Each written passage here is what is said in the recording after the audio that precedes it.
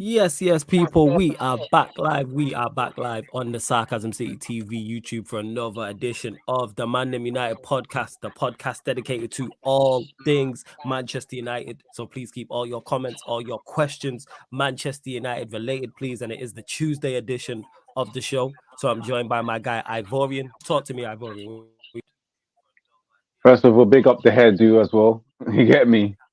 You get me, flawless. Big up the hairdo. Your boy Ivorian Spice is fire, man. All blessed in the hood. Love that. Like I said before, can't be upset. You know, just a happy Manchester United fan going through week by week, day by day, enjoying life. You get me? How are you, my bro? All blessed, fam. You already know, keeping things ticking over. Obviously, we will talk about the madness that happened on Sunday in that FA Cup game. So we'll be talking about the free red cards, the poor performance, Manchester United actually getting through to the FA Cup semi-final, the semi-final Mhm. against Brighton, the potential final against Manchester City, even though we're all hoping in Sheffield United, obviously getting through to the quarterfinals of the Europa League as well, and answering Yeah. all the questions, all the Manchester United questions from you lot in the chat. And the title of this video as well, which is Christian Eriksen, how important will his return be? So like I said, get all your questions in. It don't have to be on the title, it can be on whatever you want to ask about, but make sure let's hit up them likes, people. As soon as you land, whether you're watching live right now or watching this back, hit the like button on the video. Make sure you share this across all the socials as well, and subscribe to the channel Sarcasm City TV. And make sure when you subscribe, you hit the notification bell as well, people. And I've already mentioned it just before we went live as well. Sheikh Jassim, his second bid is supposed to be incoming. I heard the first day of Ramadan. That's what I got told yesterday. So how true that is, I am not sure. Let me run through some of the comments though. This is what I heard. Big up to Daredevil, who says, big up Flawless and everyone else. Love from the USA. First of all, how are you doing, my friend? And second of all, happy Mm-mm. to hear about Eriksen coming back soon. Yeah, hopefully Eriksen is back soon. Daredevil says, getting a little bit of feedback from you, but I don't know if it's just on my end. Let me know in the chat, people. If you lot are not hearing Um, the feedback, it's cool. I'm not hearing feedback at all. All right, that's cool. Let us Mm-hmm. know in the chat. As long as it's only me that can hear it, cool. That's all right then. Mm-hmm. Daredevil says, with Eriksen's return, there will be more control and balance to our midfield. Absolutely. Daredevil goes on to say, depending on how long Casemiro is suspended for the domestic games, Eriksen can play alongside Fred or Sabitzer. So what do you think? I like the idea of Eriksen Sabitzer pivot. What do you think about that, actually, Ivorian? To be fair, I'm for any pivot that includes Ericsson because, of course, he'd been a massive miss and a massive loss in terms of the creative outlet from that deep line midfield. That he's, especially the fact that he's probably one of the players that's got the most assists at Manchester United. So definitely, I don't mind it whether it's with Fred or something. So I know a job can be done with Ericsson in there. Mhm. No, I like that. You know what I'm saying? I'm fully with that. Once we put, because I've waxed lyrical so many times about Eriksen, even when his form dipped Hmm. a little bit. In particular, the Arsenal game, and people were talking about, oh, him in transition, and then without him in the team, we got clapped 7 by Liverpool. But Yeah. if Eriksen was playing that game, guarantee you a lot of the criticism would have went towards him and how he's poor defensively and all of these things. Most players, 99.9% of players have some form of deficiencies or weaknesses Hmm. in their game. So that's why there's 11 men out there to cover up each other's weaknesses and play to each other's strengths.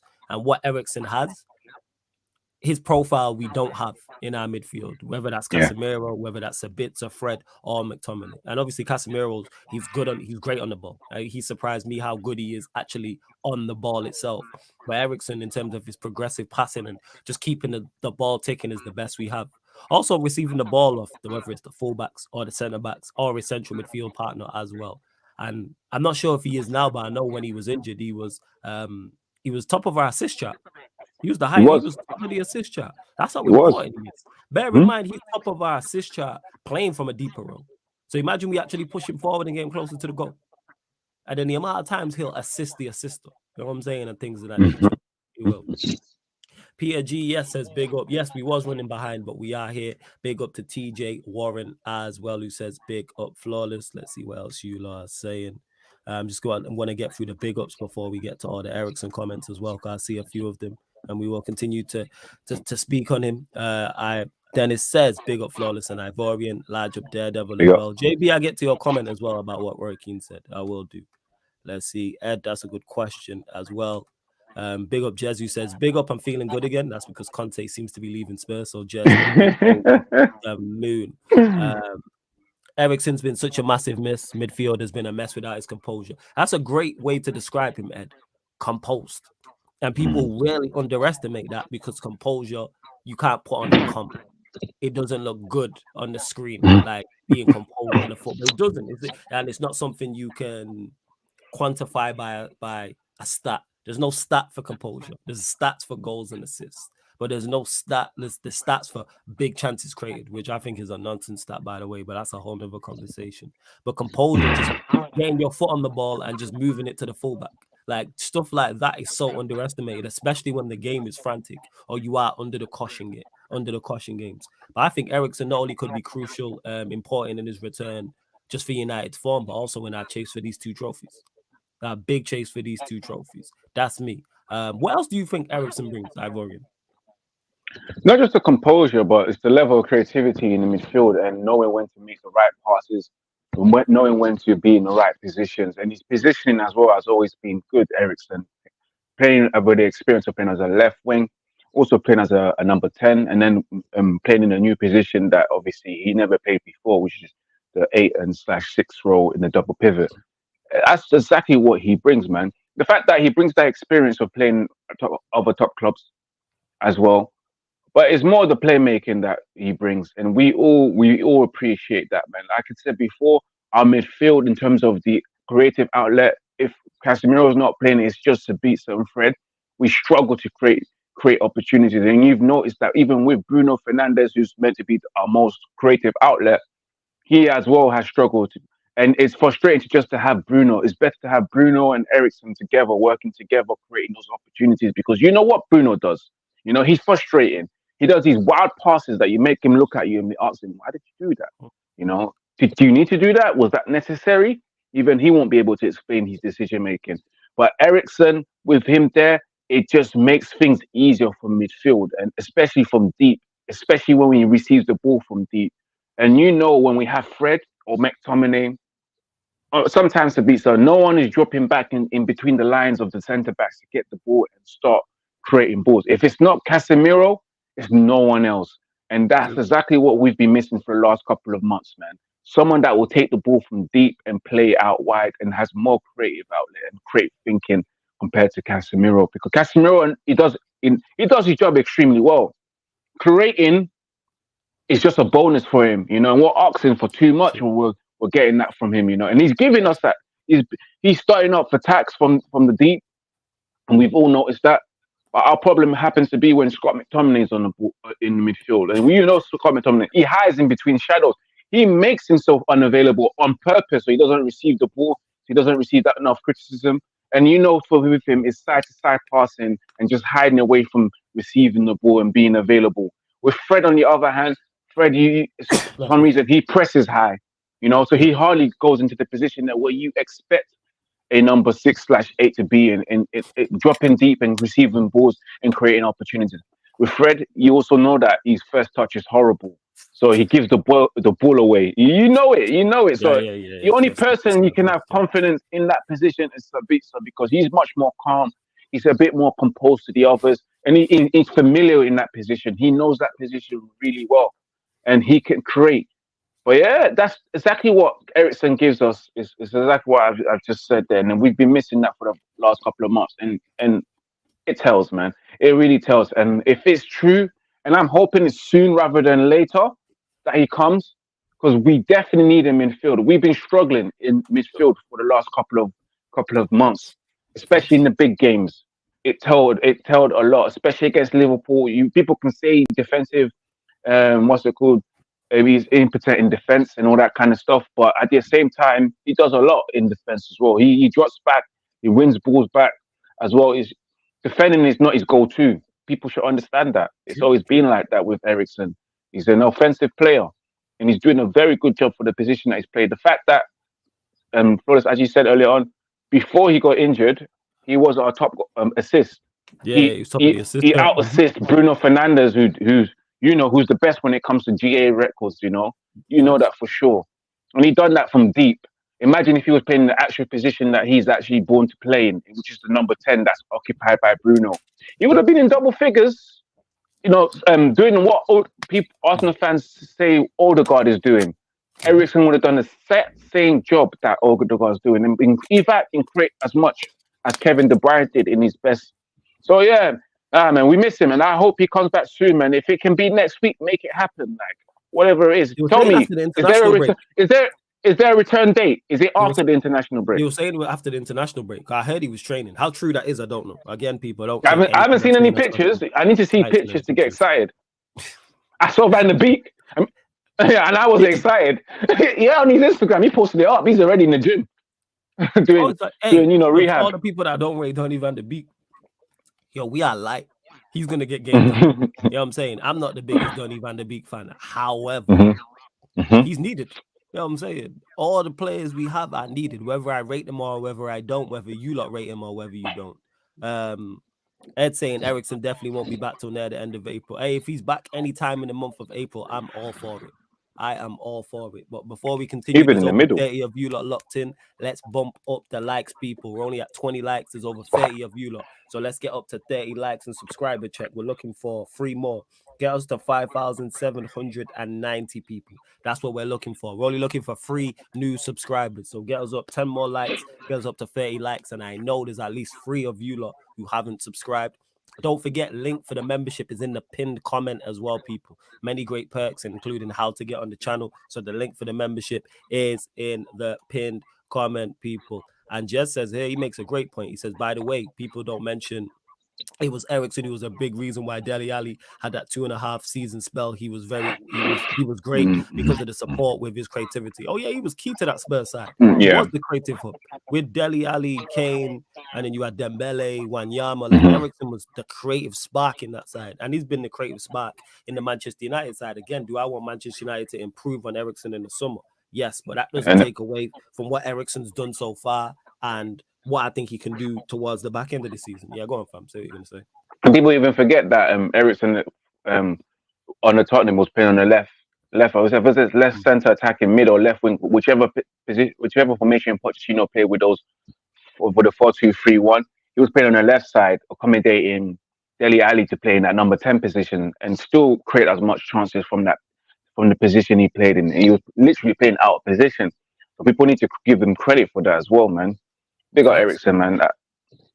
Big miss. And like I said, the criticism he received, like in particular for the Arsenal game, is so over the top. Oh, he shouldn't play in big 6 matches because he's poor defensively and he's poor in transition. And then, like I repeat, we got clapped 7 by Liverpool. What happened? If he would have played that game, guaranteed he would have received the majority of the criticism for that. Like it was all his fault, and he would have played his part if he was playing. I'm not saying he changes that game. We probably still get battered, especially if the 10 other players perform that poorly. But he would have took the majority of the blame. So why are we not on Casemiro? Why are we not on? Was it Freddie was next to him? Whoever it was next to him, and the rest of the players. People like to go over the top with their criticism. Criticism's all well and good of players. I'm with it, but I think people go too far. The same way people go too far with their praise of players at certain times. But Eriksen's top quality, and I've been waxing lyrical about him for the longest, and I still can't believe we got him on a free. You know what I'm saying? I still can't believe we got him on the free. Absolutely. I was saying, let's see what you are saying. Let's see what's what. There was a point I wanted to get to as well because it adds to it as well. Big up to JB who says, big up Flawless. Roy Keane said, I've lost a bit of confidence watching United now. A month or 2 ago, I was thinking they're up for it. But the last couple of games, I've seen some bad habits come back. I don't think he's seen bad habits come back. He's seen the bad players come back. That's what it is. That's what happened. Someone made the point, and I keep making this point, and I can't remember who did. And when you look at the team that played Fulham, the only permanent signing of Ten Hag's out there was Martinez, because Anthony wasn't playing, Malacia wasn't playing, Eriksen wasn't playing, Casemiro wasn't playing, and you see the major difference. That's players from last year. So players who are not as good are in the starting lineup, and Manchester United's performance gets worse. Obviously, that's just common sense. You know what I'm saying, you take out. You take out Varane didn't play. You take out Casemiro. You take out Anthony. You take out Martial. Malacia you can throw in the mix as well. Casemiro and Eriksen. what do you expect? I'm saying when the whole spine of our team, we don't have our best striker out, two best central midfielders are out, arguably our best left backs out, arguably our best centre backs out, and we're playing one of the better sides in Fulham. It's no excuse for that poor performance. I'm not here making excuses. Never getting mistaken, people. Never ever getting mistaken. But I look at that as the reason.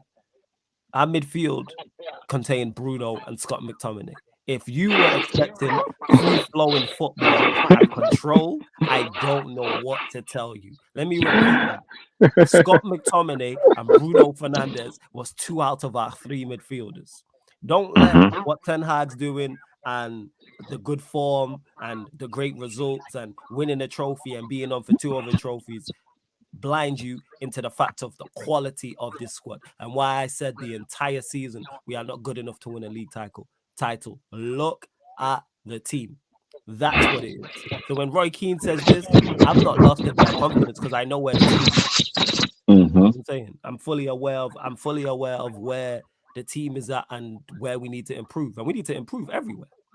It's not just one spot. I'm saying it didn't take, I say it all the time, it didn't take us to get packed by Liverpool for me to go, oh, Manchester United need to improve. It didn't take that poor performance against Fulham on Sunday in the FA Cup for me to go, Manchester United need to improve. We need to improve regardless.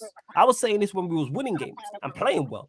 This squad is still short. When people, not some of you lot in the chat, not all, and over rival fan, why are you not saying you're in the title race? Why can't you win the title? Look at the team. But yeah, your thoughts on this, Ivorian, and what Roy Keane said. Do you know what? Yeah, sometimes with Roy Keane, he's a bit funny. He's a funny guy, you know. It's like you're saying you lost a bit of confidence watching United now. I lost a bit of confidence when Man United was managed under Oli. And I never heard none of this saying before. But when we get a different guy that's not, you know, a Manchester United legend that's come out and doesn't know nothing about Manchester United but had to learn and adapt to what we are, it's funny. I think Roy Keane as well forgets that. And we all know this. You know, I'm not going to use this as an excuse, but it is an excuse at this present moment. Manchester United have played 3 games. I mean, a game every other 3 days after the World Cup, returning from the World Cup. Till up to this day, they're the only team that's played the most games in Europe. The only team that's are in all competition, in all their respective domestic competition, including Europe. Yeah. At some point, it will take a toll. Fatigue will come in. Yeah, and this is what we are seeing right now. And let's not hide the fact that he's made changes as well to freshen up the players. And remember that when you freshen up these players, there's going to be a level of drop, and it's a big level of drop from Casemiro to McTominay. You saw that on the weekend against Fulham. So like Roy Keane as well, he's a bit naive and he annoys me as well. Like, but I wouldn't say it to his face, so I'm not going to lie to you. You know, there's certain men I just don't want to talk to and say certain things. You know, whatever he says on that day, he's right. But yeah, even Stormzy said it himself. Like, I want to know what you say, Roy Keane, bro. When he came in unexpectedly at the start of the season when they pushed him in and gave him a mic. But yeah, fatigue is a problem, and Manchester United have been suffering with fatigue. A game of every other 3 days is going to hit you. It's going to hurt. Like. And on top of that, we're having injuries coming left, right, and center. We had that. We're having suspensions as well. So, of course, the level of performance will drop. Like, it's just logical and it's normal. So for him to say that, saying I've lost a bit, I've not lost a bit of confidence. We've overachieved, mate. Yes. We're overachieving. We are overachieving. I'm over. The confidence is high with me right now. You know, every day I've come on this one, I'm happy, I'm smiling. Even if we suffer one defeat, man's happy because I know exactly what this team is capable of doing. And again, we go back to the players. When you bring in Maguire to play centre back and chase Mitrovic, yeah, when he's he's the last person behind, there will be a loss in a bit of confidence. When you have McTominay playing in midfield instead of Casemiro, you will get a loss of confidence. You know, when you're starting to see people like, for example, Lindelof come in, and of course you've got certain players that come in as well, making changes, you're going to lose a bit of confidence. So yeah, I understand that, but really and truly, you should understand the fact that Manchester United have played games after game after game after game after game after game after game. Come on, man. Some people need to just lay off, man. Like, you're confident. I'm happy. I'm a happy Manchester United fan. Yeah. Floyd's a happy Manchester United fan. Most of the people in the chat are happy Manchester United fan because we know where we came from. We know what we went through. I keep on Talk telling you about it, guys, Talk we about it, came man. from Talk dark about it. alleys underneath the bridge, asking for spare changes outside the station, because we wanted a bit more than what we got. Seeing our GP for mental. Some people didn't go to work at times, every weekend we got packed in, left, right, and center, week in, week out. It was hard for certain school children to go to school and face their friends. They went through depression. They told their mum that I'm sick, but I'm not really sick because Manchester United made me sick on the weekend because we lost. Again, we lost 5-0. 4-1 to what? 5-2, 6-0 to. You see what I'm saying? Like, so where I come from, we've come from far. And I'm happy with what I'm seeing right now as a Manchester United fan. And it's even sweeter that the Manchester United want to sell the club. So, yeah, my confidence is sky high with this manager. Roy Keane, you can be low in confidence, bro. No one's with you on this one. Yeah, I'm high on confidence because even despite all our deficiencies, we're still managing to get results. Is the performance is great? No. Yeah. Are the performance is good all the time? No. Are the performance is good enough for a long period of time? And when I say that, I'm talking about from first minute to 90. No, but we're still getting results. Ten Hag's working with what he has because Roy Keane will tell you that United need to improve. And we need better players, and these players ain't good enough. So we have players who aren't good enough, but yet we're still on for a treble. Overachieving. And we're still in a good position. Still in a position. Exactly. We got through. That's what it is. We got through. And Roy Keane forget that last season he said this is the worst Manchester United side that he saw. Some of these players are still there and we're in a better position than what we was last season. So how is it that you've lost a bit of confidence watching United now just because of what's happened in the last couple of games? I know that our level of performance has dropped. We've all seen it, yeah. But we're getting the result. That's what's more important. Right now, I'd rather us get the result and the performance to carry us through to the end of the season. Because I already know that my team gave it all. Facts. They've given it all. And it was statistically the worst Manchester United side. Not only on the eye test, also stat test. You know what I'm saying? We was the worst side. Let's not forget that. So it's remembering where Manchester United have been at. People get it mistaken all the time. Manchester United currently, and have been for a long time, Manchester United in name only. So people say, yo, why are you not happy with being in third and winning the second tier and third tier trophies? Because of where we was at, where the fact we were seventh. And we wasn't competing for any trophies. This is why we went 6 years without a trophy. This is why the football was so bad. This is why the form was so bad. The performances were so bad. The results were so bad. Everything was bad. It's a work in progress. If you thought Ten Hag was going to land, make 5 signings, take us from 7th to 1st, and go and compete and win the Premier League, and go and compete and win all of the trophies, it's crazy. And you thought the football was going to be exceptional and it was going to be fluid and it was going to be fluent and we was going to win all games 4-5-0 and go on 10-15 match winning runs and 25 and 30, 45 match unbeaten runs. I don't know what to tell you. Your expectations was unrealistic. That's what I tell you. That's 110% what I tell you. PSG says it there. Last 25 United games, 19 wins, 4 draws, 2 losses, 54 goals scored, 10 clean sheets. Fact. See, improvements. That's what I'm saying. It's all about improvements. And that's where it is. Now, next season, we need to improve again, but we need to finish this season strong and see where we end up as well. Peter G on the Eriksen conversation said, Eriksen's return is crucial to winning more trophies this season. I agree. I absolutely agree. Eriksen is huge for United, but in the summer, we need to get more midfielders like him who bring control. I agree, Nathan. Absolutely. We need to improve. I want to upgrade on Eriksen. But even if we don't get an upgrade, I want another Eriksen profile. That's what I would say. Yeah, Hassam's always hating on United, and that's because Liverpool are in the mud and he's miserable. That's what that is. But big up to my guy Hassam every single time. That's my guy. Don't subscribe to his channel. This is football. But yeah, he's miserable, man. He always complaining. Always complaining about Liverpool on his lives, complaining about Liverpool's on watch-alongs, can't even stomach doing a Manchester United watch-along. He turned it off. Man, he got the heart for it. You know what I'm saying? Complaining about Liverpool on his timeline, complaining about United on his timeline, complaining in spaces. He just likes whinging. But I get it. Man whines a lot, bro. Yeah, man's always whining, man. Always whining. Like, you need to go to a rave, man. You know what I'm saying? He needs to go to the carnival, bro. Yeah, go carnival, man. All that whining you be doing, man. You go carnival, joke, man. You know what I'm saying? Joke, man. You know what I'm saying? Naveen said this, because this is saying we've never mentioned. Clubs with no depth talk about fatigue. In my opinion, Manchester City and Real Madrid don't use fatigue as a reason. I don't use fatigue as a reason. I don't. I don't think I've ever said, yeah, because of tiredness. No. I talk about the quality. Do I believe tiredness plays a factor and can play a factor? Yes, but do I put fatigue down to that poor performance against Fulham? No, we're just not that good. That's what it is. That's our players there are just not that good. That's why it was because it wasn't a lack of will, because I believe the players were trying, the players were running. There was effort. The effort levels was there. They just weren't that good, and people don't like it. People always want to know. You, Naveen, a lot of people want to do mental gymnastics and go over the top and over analyze the reasons as to poor performances. That Manchester United team out there just wasn't that good. You got De Gea in goal.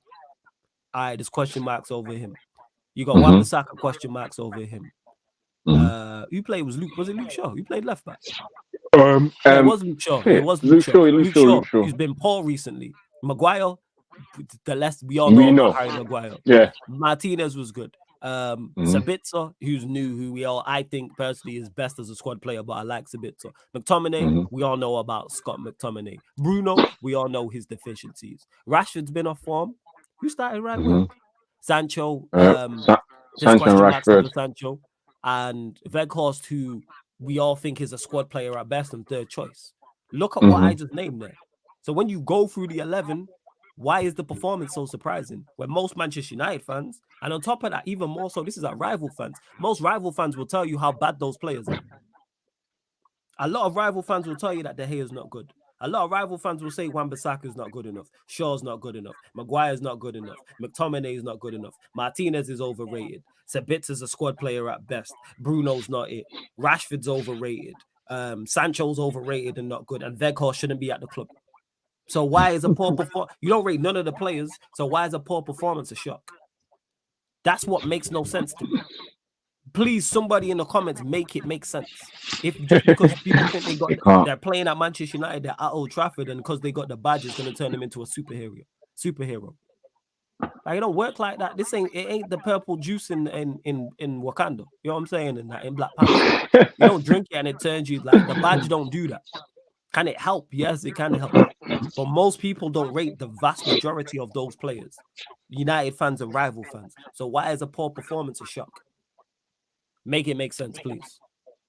Make it make sense. I seen that team and I was like, I never expect a great performance. I expect results because we're resilient and we're defensively solid. And I think that's what got us that's what got us the win. What helped us get the win against Fulham, because we have a great defensive shape. And outside of the Anfield game, we've been defensively good in recent times. That's just the one. But yeah, go on, fam. In my opinion, again, I honestly see. I said it earlier. Honestly, I'm not going to blame fatigue, but as well, fatigue is taking a toll on our team because you can clearly see. Yeah, of course, Manchester United, we don't have the squad depth. We know that we don't have the squad depth. You know, if we did, we wouldn't be in a situation when we make the changes and the drop off just goes down. And honestly, you said the right things right there. You know, why are you surprised when Manchester United put that performance with the level of players that would be playing out there when you've got people like Maguire who's shit, not good enough. It's just funny. Every press conference, every post-match conference, he keeps on highlighting the fact that he's Manchester United captain. That's the best thing he can say right now. And then you've got McTominay, and we all know McTominay is not good enough. You know, he ain't it. All the fans know it. Rival fans know it. You know, and they know that Weghorst can only do a job to a certain extent, certain degree. But they know he's not good enough. So why would you be surprised if you see that level of performance against Fulham? And we was lucky. I'll say it again. We was lucky to get that result. You know, if what happened there, which we'll talk about it after, didn't happen. We're gonna talk about it. Yeah. But yeah, man. Again, with fatigue, I said before, I just think because Manchester United have been playing the most games out of everyone else, and it will take an effect. But you know what? So far, Manchester United have dealt with it really well. You know, he's made the changes. Even when he makes the changes, we still get results, even if the level of performance has dropped. So big up to Erik ten Hag, who gets his organizational structure of the defense right in order for us to not to concede and make us tough to beat. And then from there, he takes it from there. And one thing about Erik ten Hag, tactician, second half, he makes the changes, and we get the goals, and we win the game. Facts. We're through to the semi-final. That's the main thing. You told me right now, if I told you last year after the last game of season when we lost to Crystal Palace, I told you this year, come this time, would be sitting in the top four position comfortably, would have won a trophy, would have reached semi-finals of the FA Cup, and would have knocked out Barcelona in the knockout stages of the Europa League to reach to the quarterfinals and would most likely get to the semis. Would you believe me? Absolutely not. I would have said, "What's the number of your dealer?" That's what I would have said. Thank you very much. 100%. I would have said, "I need that. Whatever your dealer's got, I need that." 100%. And if anyone in the chat would have said that to me, I would have said the same thing. You're crazy. But now, if you would have said that, and we're here now, I would have given you, Ivorian, or whoever said that credit. And that's where it is. People are not looking at where Manchester United were at. People are just looking at us now and going, "Why?" Well, not all, but some people are looking at us now and going, "Why are you not further along?" Now, no, look at where we are. The objective has changed during the season because we've overachieved so far. Yeah. We've already overachieved. Like I've stated before, this season for Manchester United has already been a success. Now it's just a question of how successful it's going to be. Winning the trophy was the main thing. Improving the football, which we've done, was the main thing. Improving form, improving results, having some form of style of play, and being able to give teams different looks in terms of sometimes we sit and we're defensive, sometimes we're more offensive. Like, that's what it is. Yeah, man, treble hag is the real deal. Treble income. Obviously, that FA Cup will be difficult. That FA Cup will be difficult because of Manchester City, but I'm looking at the Europa League like, yeah, we should win that. The Europa League, I think, is more favorable because City are a problem. Like, don't get it mistaken. Obviously, I'm here hoping that Sheffield United can knock them out, but it's looking like Brighton won't be easy, by the way, people. Brighton will be a tough game, but it's looking like it will be a Manchester derby. But with Casemiro and Eriksen coming back, I'm confident about that. Hopefully, Donny gets back. Garnacho, I'm not sure if he's out for the season, but it's all hands on deck. It's all hands on deck. That's what it is. Yeah, of course, Francis. Can't lie, a City final would be a problem, without doubt. Like, Manchester City are one of the best teams in the league and one of the best teams in Europe. They are a problem. Ideally, I would not want to face them in a semi-final or a final. But if it's a one-off game, we've beat them before, we can beat them again. Big up to T-Trap as well, who says big up Flawless, and Ivorian, big up to you. Big up to Marcel as well, who says big up Flawless and Ivorian. Smash the likes and subscribe, people. Get my guy to 6K. Yeah, make sure you bump up the likes. We're free short. Like check 1212. Free short of 40 likes. Let's get us up to 40 likes. And we're one short of 5,790 subscribers. One subscriber. Hit the subscribe button. Hit the notification bell as well. Let me add Ivorian's channel to the title as well. I will do that in a sec. Big up to Sayin as well, who says big up Flawless, real hard worker. Big up Sayin from Jamaica. Love to see my Jamaicans in the building. Love that as well. Dennis, we'll go to this because you mentioned this to me before we went live, actually, Ivorian. So I'll let you answer this one first. Question to Ivorian and Flawless. Why do you guys think teams are scared of United's potential takeover? Do you know why? Talk about it. Because at the end of the day, Manchester United have been a sleeping giant for God knows 13 years. Like since 2013, 10 years since 2013. And people already know the potential. We already know that Manchester United annually grows 600 million, over 600 million a year, more than any other club in Europe and in our own country. Yeah. If we never had any debts to pay back because due to the Glazers, people know that Manchester United will be a problem because they would have no financial restriction on buying the type of players they want. Now that we get the Qataris or potential takeover, they know that if Manchester United gets that right owner, the right structure, they're going to go back to what they were used to. Manchester United doing three-peats, doubles every season, being a problem, you know, everybody going back to, I hate Manchester United with passion, you know, I bloody hate Man United fans. They're full of shit. They're always talking all that kind of stuff because they win all the time. They will be hating us, and the level of play that we can get, and the fact that we're not going to be financially restricted from paying debt. And if we're debt free, Manchester United are a problem, man. They'll be out there competing on the levels of Real Madrid when Real Madrid want to go for Mbappe. Manchester United will tell them that, man, we got that, bro. We got that cold cash. If you want the 200 to 300 minutes, we've got that. Like, there's no add-ons because we make that money. And I've always said it before, Manchester United just need the owner that just financially release them, because making that much money every year, Man United can sell anything with their name on it. Like the fact that you can sell your training ground for £350 million, yeah, to Aon Training Complex, yeah, for 6-year sponsorship, yeah, which was never heard of before. Yeah, they were able to do that. If Manchester United wanted to sell the naming rights of Old Trafford, it will be much more than the Etihad Stadium or the Emirates Stadium that's been bought over sponsorship. So they know exactly the potential of Manchester United, and they know that with Manchester United, they can buy anyone they want and give as much money as they want. And that's what people are scared of.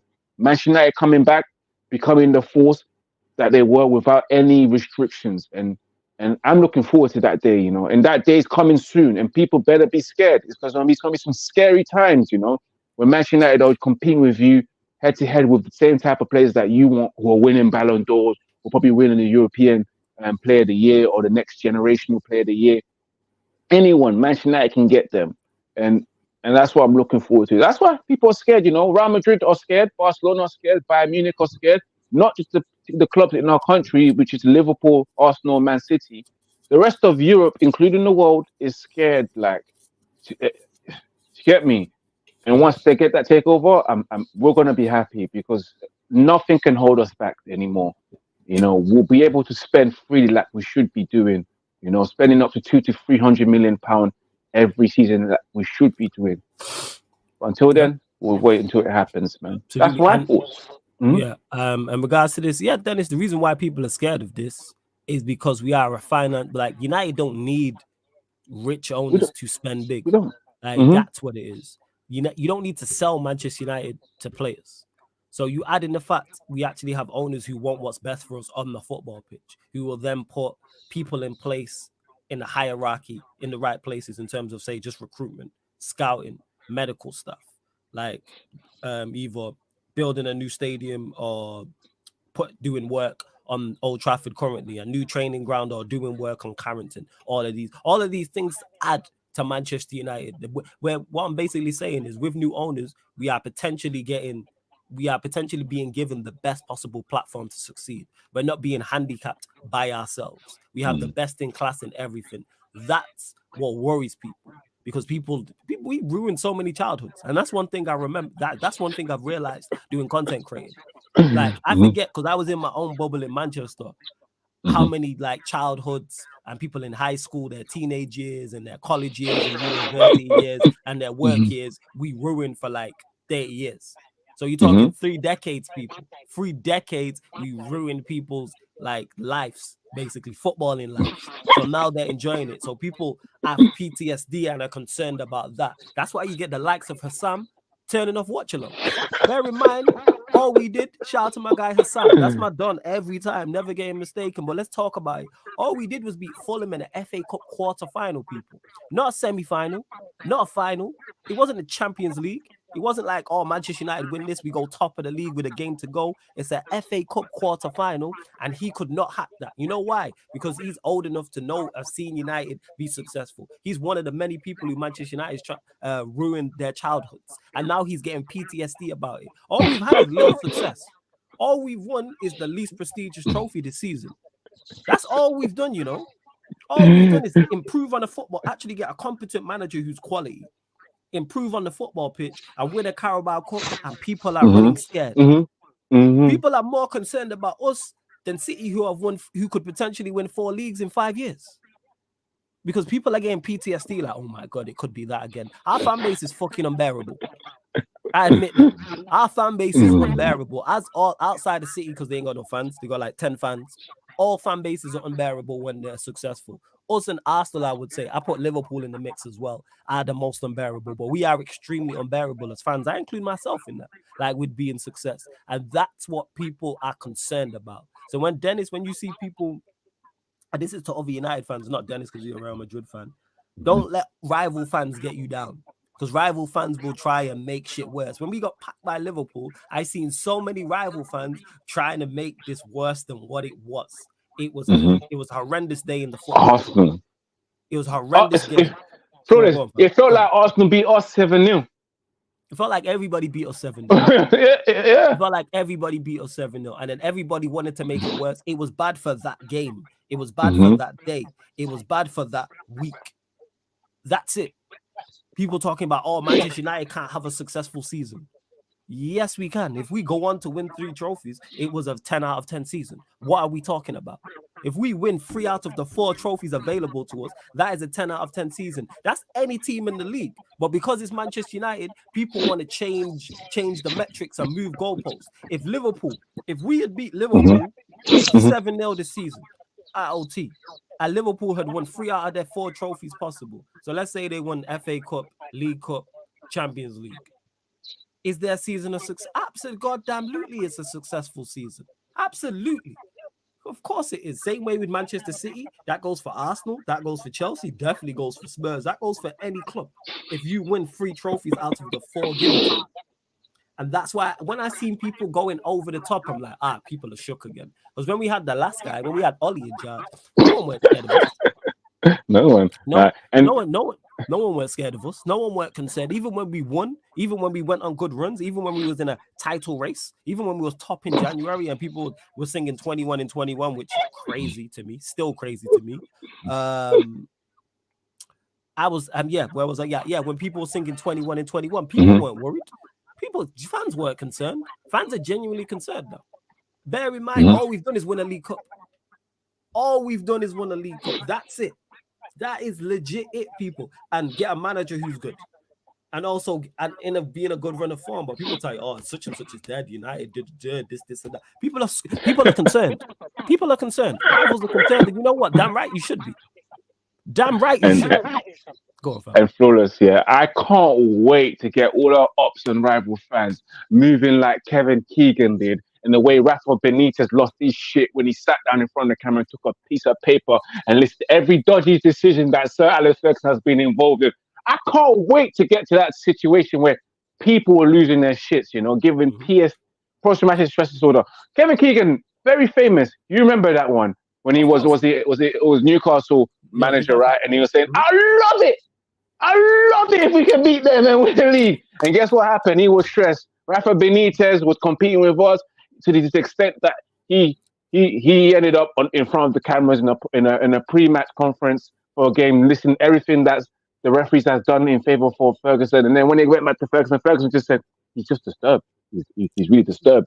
That's how much we was getting to people's managers' mind. And it will come. And they won't like it at all.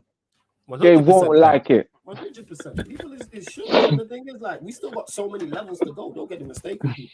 United have a lot of levels to go up. We still need a lot of investment on the pitch. I'm just talking about players. When I say that, I'm legit just talking about players. We have a lot. We have a lot to deal with. There's a lot to go on.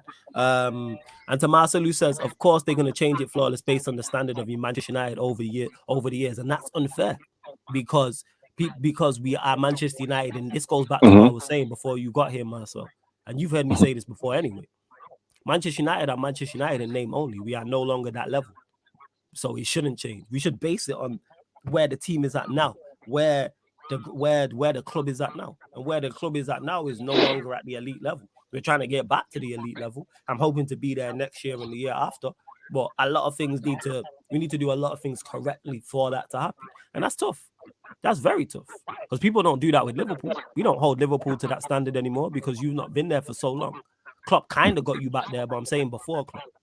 That 30 years you went, we didn't hold Liverpool to a high standard. You man won 3 major trophies in 3 decades. We didn't hold you lot to that standard. You lot won 2 champs and a Prem. We did not do that to you lot. Marcel says, I've seen United spend big since Fergie left and they haven't been a major threat like they used to. But that comes back into not the money that's being spent, how it's been spent. I've never complained about the amount of money Manchester United spend. I've complained about how it's been spent. It's been spent poorly. Whereas when you look at this last window, it was spent very, very well. But this comes back to owners and having the right people spending the money. We gave billions to a kid. It's like giving it to anyone who's got any kids. You got any infant kids, young kids, or a young niece or nephew? Give them £20 and let them go shop and see what they come back with. They're gonna come back with £20 worth of sweets.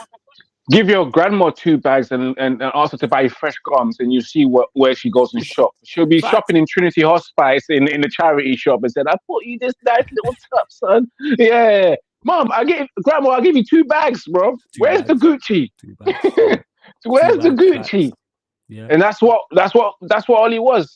and Manchester United owners were. They were just spending ridiculously and not thinking about it, not strategizing at all. And again, what can you do? 100%. What can you say? You give Facts. Ten Hag 400 million and see what he does with that. Let's see what he does. Big up to my guy Rongs as well. Says big up the panel, smash the likes. Big up to I seen where is he at? I didn't even star it, but big up to my guy saying he was in here before Sani. Sorry, he was here. Big up to Sani, he was here earlier as well. RJ said, should we go for McAllister? Thoughts? Nah, not really. I'm not really sold on the McAllister thing. What are you saying? No. I'm not really sold. I don't even need to add to it. I know he's a World Cup winner and he's doing well for Brighton, but I always think Manchester United can do way better, man. I thought as well. Options. There was plenty of options. Yeah, 100%. Like, definitely. Hey, we're still too short of 50 likes, people. Let's get up to 50 likes. Also, subscriber check. We actually hit 5,790, so big up to you lot. All right, next milestone, 5,795. We're looking for 5 new subscribers. I know there's at least 5 of you lot who have not hit the subscribe button. I noticed there's over 50 of you lot locked in. You're enjoying the content. Hit the subscribe button. Hit the like button as well. Continue to get your questions in. Keep them Manchester United related though. We will only be answering Manchester United related questions on this show, people. And of course, if you super chat, we'll get straight to your question as well.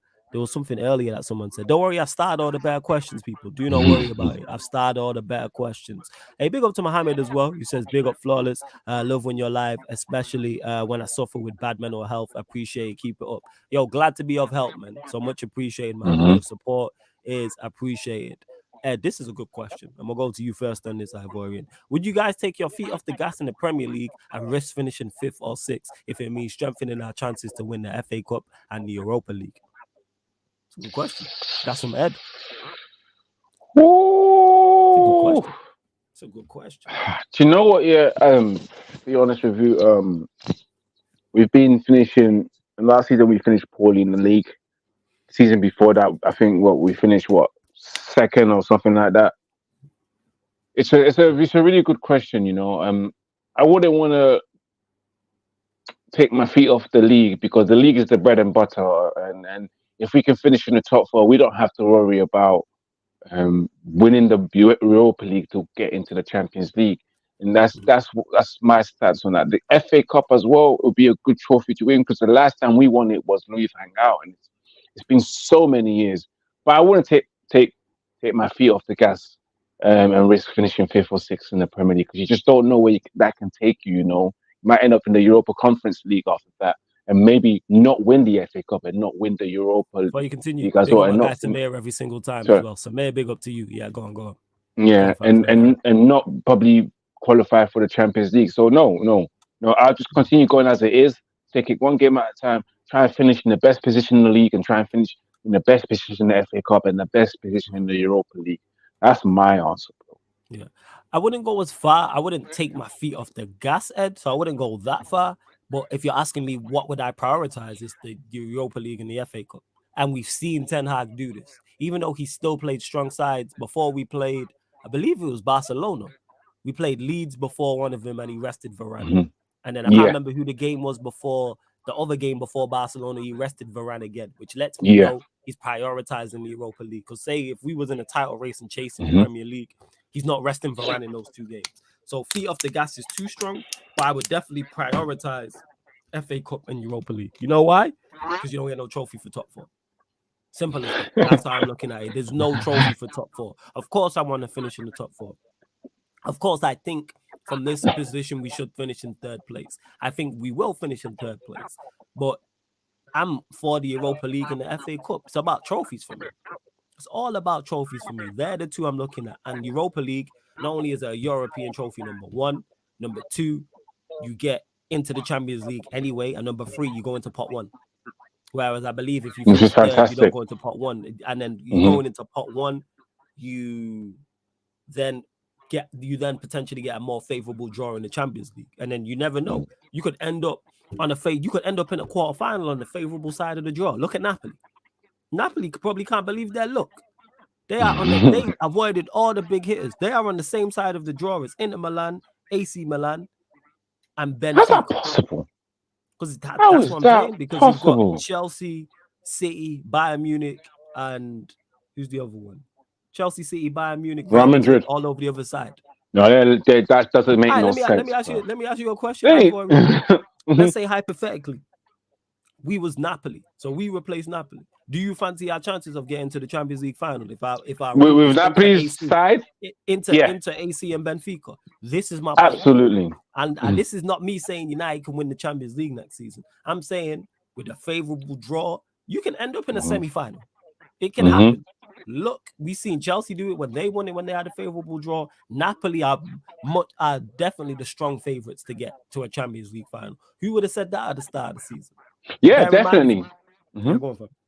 No, definitely. No, I agree with you. I genuinely believe Napoli are also favourites to win that Champions League trophy for the way they've been playing their football, dominating in Italy, and especially the players that they've got, Osimhen and Cavez, whatever his name is, Cara, is something else, man. And that's a player that I'm starting to admire now. You know, I don't think we can ever get a player like that because it's a hell of expensive as well. It's the fact that Manchester United are trying to target Osimhen as well, and the other guy. Yeah, it's going to be difficult. But yeah, man, Napoli, favourable. One of the favourites as well. I agree with you. Like I said, and if they get to the final against whether it's a Real Madrid, whether that's a Bayern Munich, whether it's a Manchester City, they'll fancy their chances. So that's how I'm looking at it. So with me, yeah, I'm saying go win. And I think the Europa League is the easier competition to win as well because of Manchester City in the FA Cup. There's no Manchester City in the Europa League. Arsenal getting knocked out has opened up the competition massively for us. Arsenal going out, us knocking out Barcelona. We've knocked out. It's so funny. I wanted Arsenal next. Something in my heart was telling me I want Arsenal next. Oh, did you want Arsenal? Yeah. But God didn't want to answer my question because I wanted to be the one to knock them out. It's a personal thing. My one's personal. You know, it's personal. You get me? You're a joke, man, I swear. You're a joke, man, I swear. Star-Lord says, and Ed says, yeah, by feet off the gas, I just meant prioritizing the others and resting some men in the Premier League. All right, first. Yeah, we know. I know what you meant. Star-Lord says, flawless, if you can only win one out of the Champions League or Premier League, which one you have in the Prem? Depends which one I've not won in the longest. If I've won 2-3 Prems, it's champs. If I've won 2-3 Champions Leagues, it's the Prem. Both. I'm greedy. Flawless. I'm not gonna lie to you. I want the whole cake and all the crumbs. You know what I'm saying? Quick kitchen shit. Facts. I want the whole cake and all the crumbs. I will always go for the UEFA Champions League because why? That's the most prestigious cup in world football competition, and that trophy there again can attract the players that you want. You know, people go to Real Madrid because they are 14, 15 times Champions League winners. You know, people go to Bayern Munich because they are 5 times Champions League. It's prestigious. You know, it's like winning the World Cup. It just makes your club even greater. Makes people believe as well. The Premier League is our bread and butter, but the Champions League is something else. It's hard. It's one of the hardest competitions to win, and that's why not everyone can win it consecutively as well. And again, it puts you on that pedestal as elite. And as I said again, it attracts the players, man. And I will always go for the Champions League over the Premier League, man. If we had a shit season, yeah, we prioritize the Champions League. Look at Man City right now. The situation they're in is like they can easily just say, you know what, but in the Premier League, let's just focus on the Champions League and try and win that. And if they win that, even if they finish second in the Premier League, it's a successful season for them. Yeah, Chelsea's season when they won the Champions League, they done poorly in the league, but you'll classify their season as a successful season. Why? Absolutely. Because they won the Champions League. Yeah, 100%. No, I fully hear that. I fully get what you're saying with that. You cry more for winning the Champions League than winning the Premier League. I like. Nah, to me, because Jazz asked the question. Let me ask you two. What's the biggest draw? I value them both for the same. That's just my personal people. Like I've seen Manchester United. Go on. Put yourself as a footballer now. Oh yeah, I get aspiration and dreams. What you're saying isn't wrong. What you're saying, but I think it depends on the footballer. Because if you're English or you're like based in the country and you're playing ball, Manchester United are such a draw because of the amount of Premier Leagues they won. This is why we was a draw. This is why we got a Van Persie. I don't think we got Van Persie because of Europe. I think we got Van Persie because of the Premier League. I think I put a Dimitar Berbatov in that mix. I put a Wayne Rooney in that mix. I put a Roy Keane in that mix. I don't think we got them players there because of your, and obviously it helps, of course. I'm not saying it doesn't. But for me personally, I like both because you can become a living legend at Manchester United Football Club for being successful in either. If you help Manchester United win multiple Premier League or just one Premier League, forget multiple, one Premier League, we will love you. Same way, if you just help us win one Champions League, we will love you. If you help us win one Premier League and they build a statue outside the ground of you, everyone's going to go, yeah, cool. Van Persie, look at Van Persie. Van Persie's loved here. Look and he at won Ollie. one Premier League. And he is loved. He's a fan favorite. Ollie. We still cheer his name. Yeah, Ollie, for obvious reasons though, but Ollie was here longer. He helped us win a Champions League and multiple Premier Leagues. That 100% he did. Ollie as a player, I have no criticism for. He did everything he was supposed to. As a backup, everything he's supposed to. Yeah, absolutely. He did everything he was supposed to. He was a great squad player. He did, yes. He did. You need them. Absolutely, you know I agree. Squad players are needed. Like the likes of Apart G Songa, Darren Fletcher, Phil Neville. Them players, John O'Shea's, them players are important. You need them players over the course of the season. Absolutely. Marcel says flawless were the easy ride to the Europa League final. Absolutely. Did not everyone. Marcel, did you not want? I bet you didn't want to draw Real Madrid in the Champions League. I bet you was looking for Inter or AC. I'm saying, of course, I wanted an easy ride to the Europa League final. Bring me an easy ride to every single cup competition we're in: Champions League, FA Cup, and the League Cup. Europa League this season. I didn't particularly want Sevilla. It's life. You want things easy in life, so why would you not want? Why am I making it more difficult? It's not our fault who you play. But yeah, for me, I class him as equal, Jess. I class him as equal. Definitely. I class him as equal. You already heard what I'm saying. I'm not going to go back. I'm not flip-flop. The bigger trophy for me is always going to be the Champions League, man. It is something special, man. I've seen ManDem cry winning the Champions League instead of crying for their mum in the funeral, bro. There's a difference, bro. There's a difference. And that's even tears of joy. Like, come on, man. The Champions League is special, man. It's a special competition. You know, winning it. Even if as a player, you dream of the World Cup and you dream of winning the Champions League. You know, you dream of hearing the anthem, the Champions League anthem with the flag waving. It's surreal. It's a dream, and winning it. Oh my God! You saw Drogba. Drogba was way more happier than winning the Champions League with Chelsea than Ivory Coast winning the African Cup of Nations. That's different though. International to club is different. That is definitely different. I'm just saying, innit? I'm just saying. I think players value club over. I think most players I would rather. I think you'll value representing your country even more, in my opinion. No. You value I'm not saying you don't value international. I'm saying trophy. Steven Gerrard said it when he was asked, and he said, I can't remember who it was. This was on Sky. This was a few years back, and someone stated, someone asked him if you could win one trophy. If you could win one more trophy in your life, what would it be? And he said, the Premier League. He said, don't ask me stupid questions. Bear in mind, he hadn't won a World Cup or a Euros for England. And that's someone who's proud to represent England. Like, I think most players will pick club. I'd say the vast majority of players will pick club success over international success. I would say so. Of course, you want both people. Of course, you want both. And and if you're lucky enough to be at a nation where you can compete for the major trophies, and then obviously if you're good enough, you'll most likely be at a club that is competing. But yeah, I think most would. That's what I would say. But that's just me. I say it varies. There's no wrong answer. And no, it's true. It varies. Nah, if we knock off big teams, it's more impressive. All right, so you just don't want Liverpool to win at all costs, which is cool. Your way of your team winning is you. To me, I don't care about the difficulty. I care about just winning the trophy. You wanna draw big teams, and that's why I'm glad you lot draw Real Madrid and got clapped. Love that. How did that work out for you? Bet you didn't wish that you got Madrid now. You know what I'm saying? I bet you was looking for Inter or AC, but each to their own. I don't understand that thought process at all. Yeah, I don't get it. You know what I'm saying? I just want my team to win the trophy. I don't understand it. It's win at all costs. And if it can be easier, I'm all for it. That's just me. Yeah, that's just me.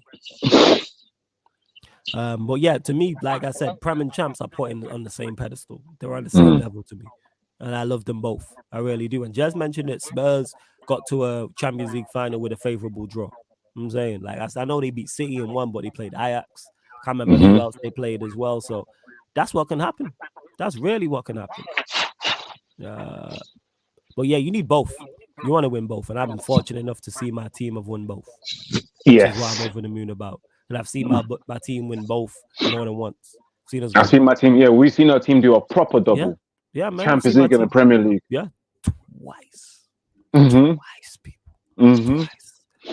This is why I don't hear from like twice. Let's see what's going on. It was a good question that I missed. Whilst I look for the question, because someone asked a good question, make sure you lot bump up the likes, people. Subscribe to Ivorian's channel as well. The link is in the title, people. The link is in the title for Ivorian's channel. So click it, open up a new tab, go subscribe to his channel, and find all the socials. Here's another question. This is from Jez. I asked which one is harder to win. It's on a season-by-season basis. It's a season-by-season basis.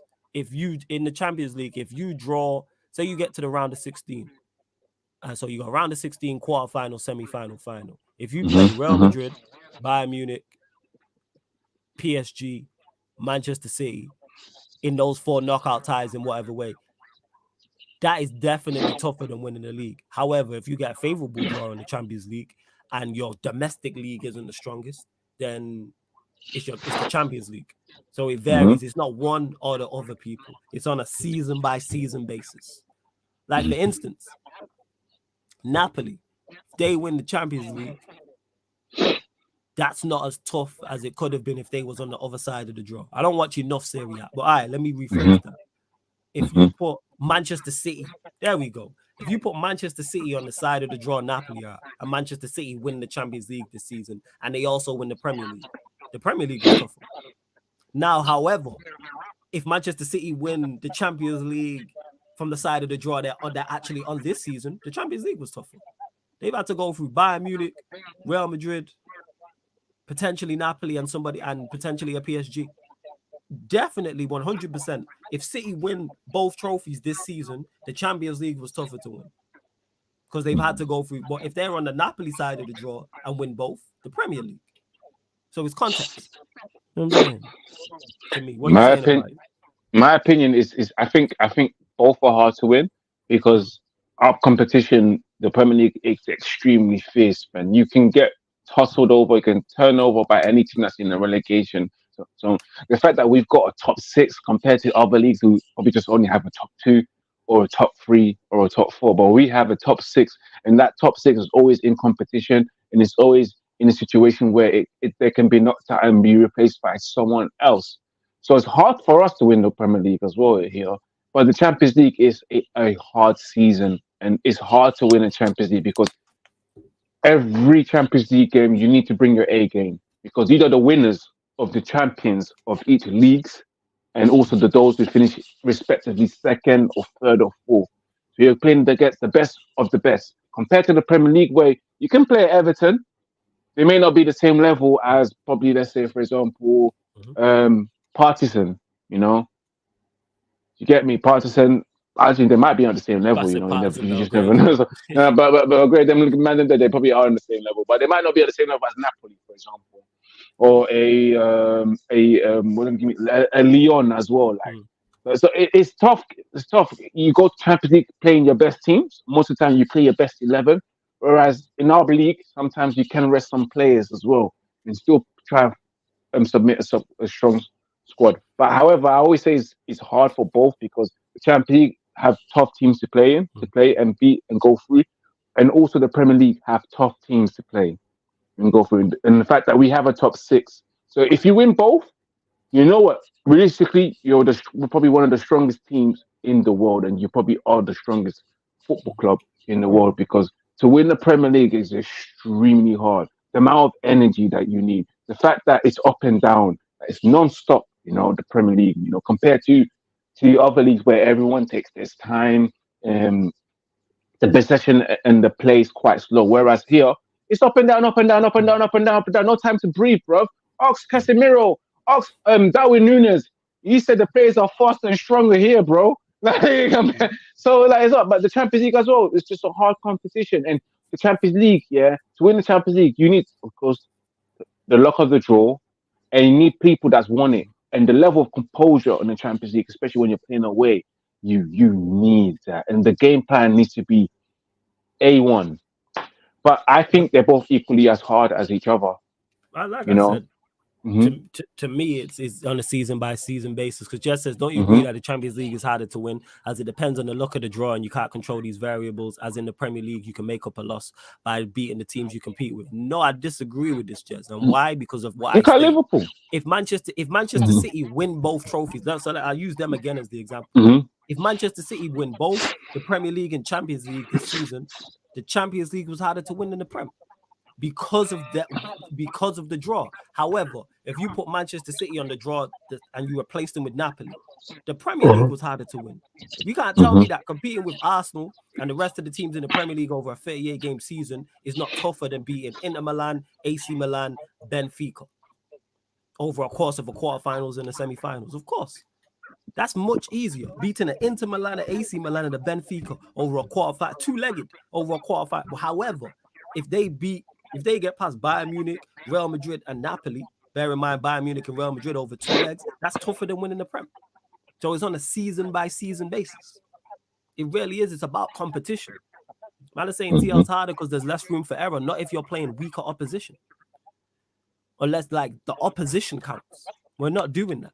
Like, the opposition definitely 110% counts. And people act like getting a favorable draw doesn't increase it massively. Napoli's odds have dropped because of the side of the draw they're on. If City were on that side of the draw, they'd be 2-1 favorites or some shit. If they were on that side. That's not a tough run for them. Inter Milan, AC Milan, and Benfica. That's not I'm sorry. No. Over quarters and the semis, over 2 legs, not even on one-off game. So yeah, Who did Napoli draw again? Napoli, they've got Benfica. No, they got Inter or AC. I can't remember. Okay, we'll see. Domestic rivals. And then they played the wing. Then they played the winner of the other game, Benfica, and the other Milan side. That's there. The chat will Easy. Easy. That's just me though. Like I said, I take it into consideration. That's what it is. I do. I take it into consideration in regards to the opposition and who you face. And Marcel, you know me better than this, man. This guy. You know me. Flawless, you're the same one to talk about. You see what I'm saying? To talk about teams run to the final and say their trophy don't count based on the teams they beat, by the way. Yes, because I was running jokes. I remember what you're talking about. I was running specifically about Liverpool and who you lot played in the 60s and the 70s when you won them. Of course they count. I'm just running bants, and you know this. Don't do that.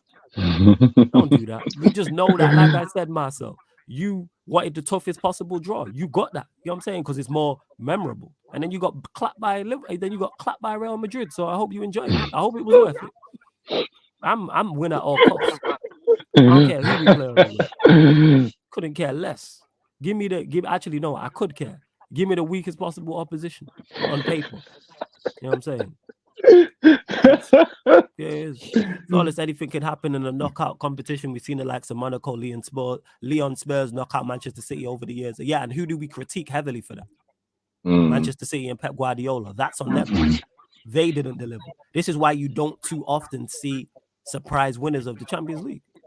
It's like once every 10, 15 years we see a surprise winner. The last one was Porto. We see it now because when Chelsea won it, that was a surprise. When Liverpool won it in 2005, that was a surprise. Porto, that was a surprise. We don't see it often. We might see 3 surprise winners of the Champions Leagues in 30 years in a 30-year span. It's rare. More often than not, one of the elite teams in the Champions League wins the competition. More often than not. Like I say, you got Chelsea, you have Liverpool, you have Porto. I'm trying to think, is there anyone else? No. It's been dominated by your Bayern Munich's, Real Madrid's, Barcelona's, Manchester United's. They're the teams who have won it more often than not. The Inter Milan side that won the treble in 2010. More often. So what are we talking about here? If it was that, the Champions League is not easy to win, people. Don't get mistaken.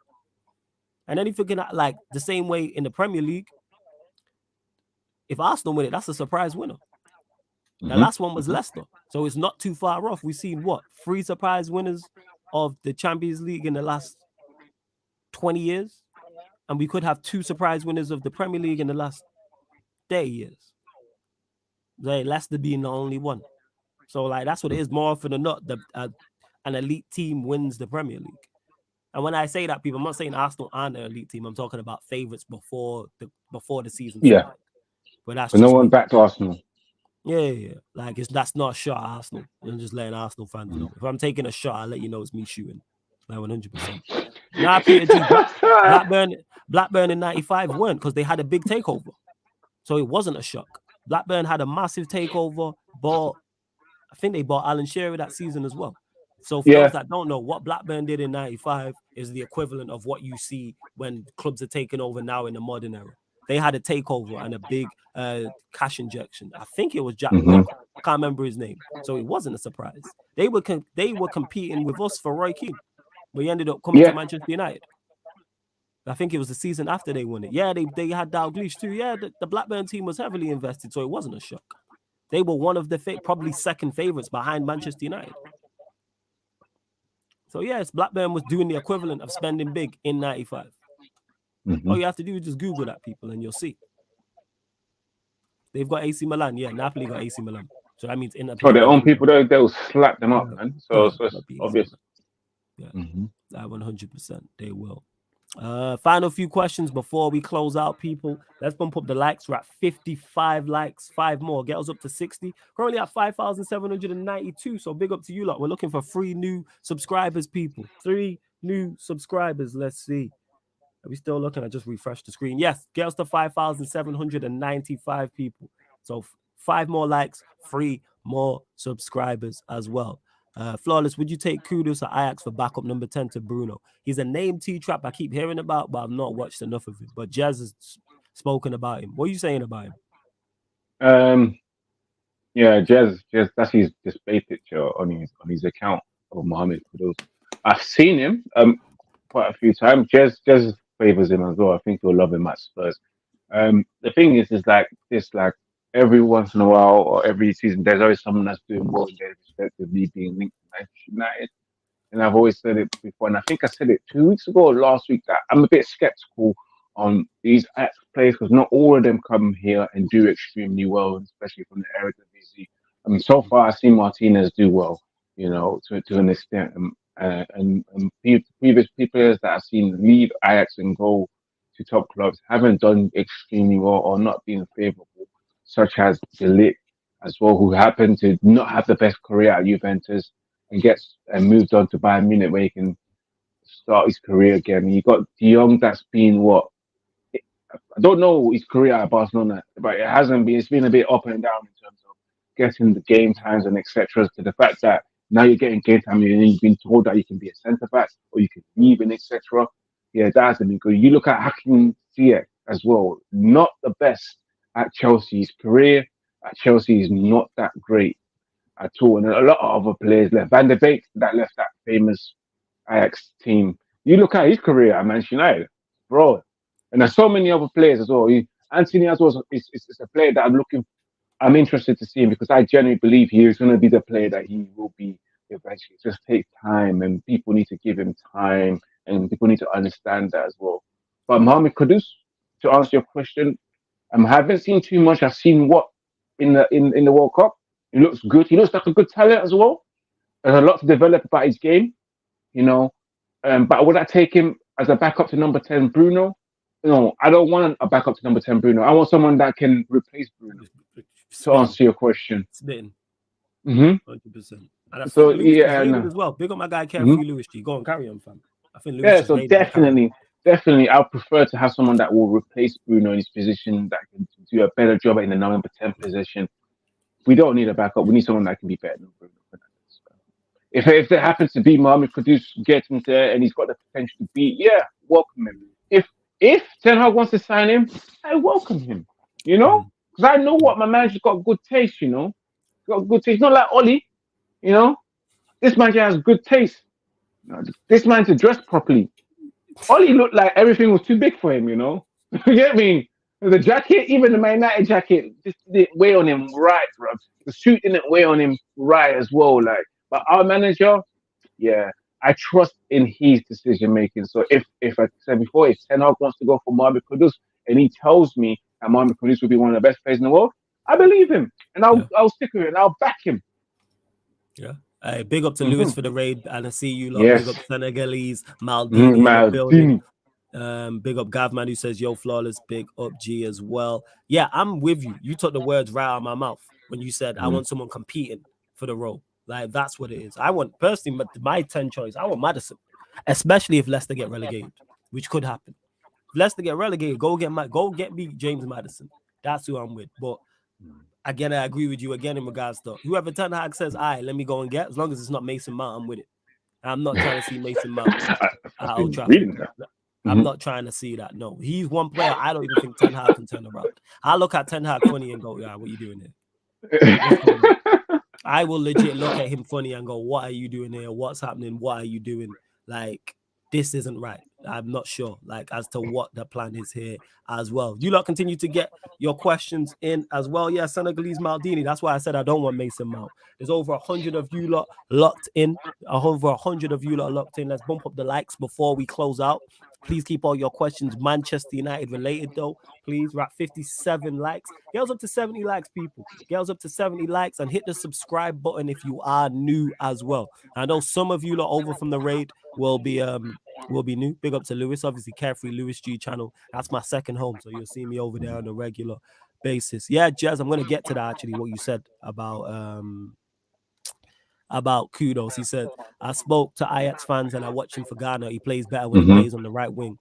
Yeah, like I said, I've not seen a lot of him, but Jersey's saying that because he's someone who's mentioned it. You know what I'm saying? He has. And yeah, if Leicester go get relegated, why not go and get Maddison? Surely that makes perfect sense. Because now you're negotiating from a position of power because he's not going to want to be in the Championship. He's not. So he fits. You already know he's fine in the Premier League. And I think he's a quality player. And if you can go get a first team player for 60 games, I'm with it. Go put some pressure on Bruno. Go put some pressure on him. Nah, Senegalese Maldini. Nah, I'm good. He says, nah, man, Mount is quality, fits your team perfectly. Take him. You guys deserve it. If he's quality, you keep him. If he's quality, exactly. You keep him. Exactly. There was there. Yeah. That joke, man. You know what I'm saying? These lot think I'm a joker, Senegalese Maldini. Man thinks I'm a joke, man. I was saying, like, Mount's quality. If he's that quality, you keep him. Have him at Chelsea. I'm saying that's why you might have celebrating. You might have celebrating the fact he could leave. But let's see. I think we got to all the questions already, so we'll close out on the Fulham game. Actually, we'll close it because I want to hear your thoughts on it. So yeah, crazy match. I should say. Poor performance, then one moment of brilliance. Well, a moment of brilliance multiple moments of brilliance from Jadon Sancho, turn the game on its head, and then 3 red cards. My God, where's that guy from last week, Flawless? Who? Where's that pussy from last week that randomly came out with a Sancho talk when we wasn't talking about Sancho? It's funny how they pick and choose the moments when they want to join a chat. Oh yeah, of course, man. We know what they're like. You know what I'm saying? We know what they're like, man. People only want to show up. Not all, but a lot of people only want to show up in the comments when they're right. But when they're wrong, crickets. Absolute tumbleweeds and settings. I have to be clicking F5 on the other laptop because I think the StreamYard's gone down. The way it is crickets after certain victories and certain wins, specifically on watch-alongs as well. But it was one moment of magic from, like I said, multiple moments of magic from Sancho that turned that game on his head. But yeah, your thoughts. Manchester United through to the semi-finals after beating Fulham 3-1. 9-man Fulham. Oh wow. First of all, I have to say again, I genuinely just think Manchester United was very lucky to come out of that game with a W because to start of the game, the lineup as well, you know how I feel. I'm never confident and I'm never comfortable when I see Maguire in the defense. Yeah, it's just him alone makes me uncomfortable, you know, and I'm scared. It's nightmares when I see that guy in defense. But Manchester United, in terms of the first 45 minutes, nowhere to be found. We just couldn't get going at all in the first 45 minutes. Like the passes wasn't right. Basically, for the fact that Bruno Fernandes couldn't get a pass up 1 or 2, 3, 4, 5, 6, 7, 8, 9, 10 passes together and get that right. McTominay as well. People running through the midfield of Manchester United with McTominay and Sabitzer were in midfield, especially with McTominay in midfield. They made it so easy, and it felt like we was under the management of Oli when people were just going through our midfield. And again, Fulham as well created a lot of chances in the first half, and they were unlucky. But David De Gea was amazing with the saves. So in the second half, that's when the goal came, and with Fulham scoring that first goal, which was a very good goal. Pereira getting a lot of Pereira for the first time was actually like taking a lot of crosses and doing what he was meant to be doing for Manchester United, which he wasn't able to do. He had a decent game. Willian caused some problems as well. Mitrovic, his goal, he took that really well. But the moment of madness, you know, from from the handball, Jadon Sancho, which I genuinely think he should have scored that goal flawless. I know he twisted and turned, man, and man, it was gonna go in, yeah. But I would, and then as soon as I see that handball, I was screaming red card, and I was thinking, if this referee don't give this red card, no, they're fully against us, bro. Because if that's not a red card and it's just a penalty, I won't be happy. And the red card came out. The manager Marcus Silva out here moving mad towards the referee. He got sent off. I don't know what he said to the referee or what he did. I don't know. And you got Mitrovic, who done exactly the same thing that Bruno Fernandes done, but he done it to the assistant referee. You remember that what he done to Liverpool in the Liverpool game? Yeah, but Mitrovic putting his hands on the referee and then still talking shit, got sent off. And I'm just wondering, it must have been an interesting dressing room when all three of them sat there together, yeah, being sent off and wondering, the manager looking at his two players, asking them, why did you get sent off? Why did you lose your cool? And you got Mitrovic saying, I'm just following you, big man. I'm just trying to be like you. Like, you set the example, gaffer. And of course, Manchester United from there, we got lucky. The goal, the penalty, yes. But when you're playing a 9-man Fulham, I expect you to win that game after, because we was at the biggest advantage of our life at that moment. And because thank God to luck being on our side, we got through. Otherwise, flawless, we would have been knocked out. We would have been knocked out. But again, I sometimes believe that God's on our side, and He just wants us to prevail. Even though we call the Red Devils, God's on our side sometimes. Yeah, you get me? So yeah, man, I'm happy with the result. Just the performance wasn't great, and yes, and hope we can improve on that. That's it, man. That was it, what you were saying, and that's the facts of the matter. Like, shocking performance. It was abysmal, people.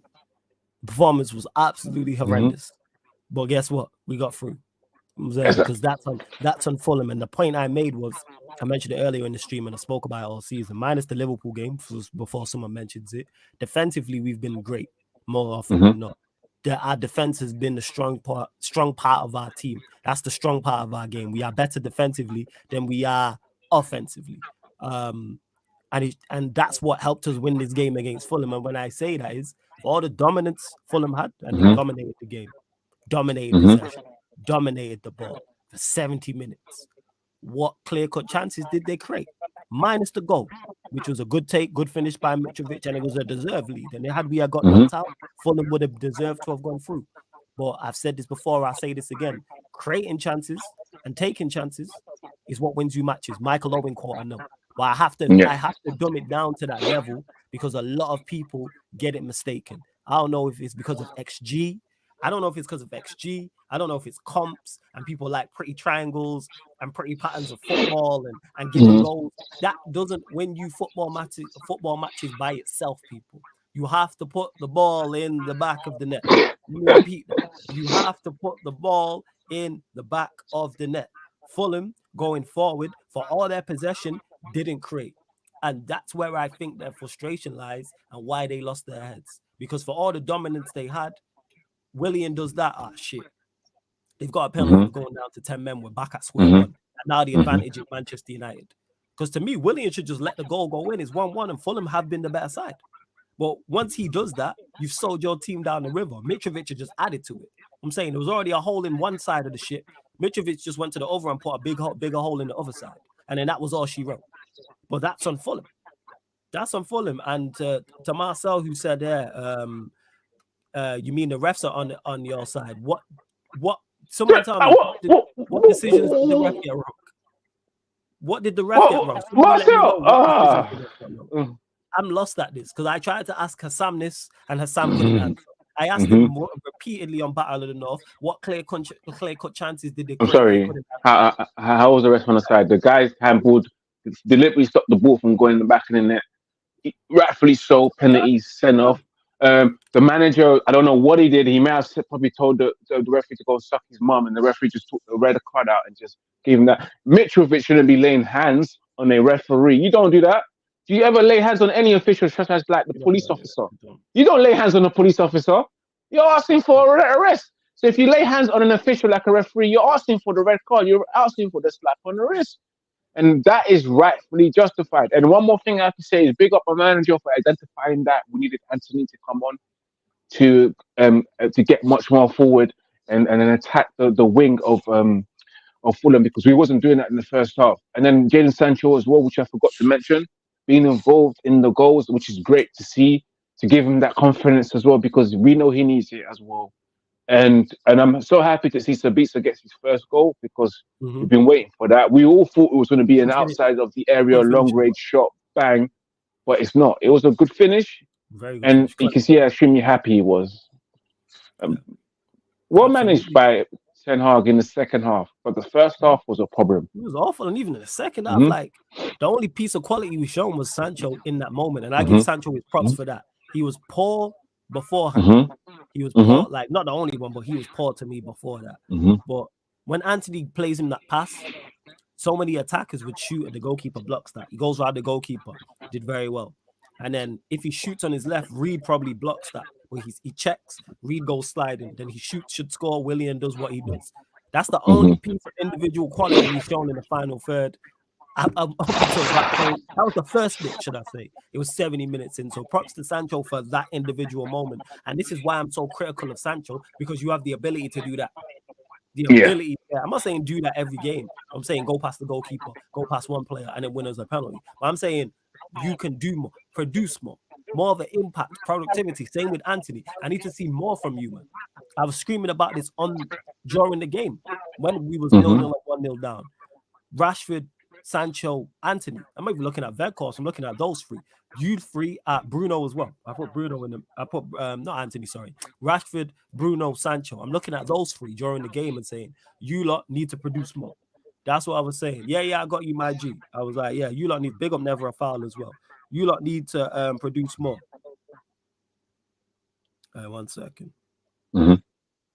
Yeah, just hit you back, Kaz. Make sure you lot go subscribe to Never a Foul as well.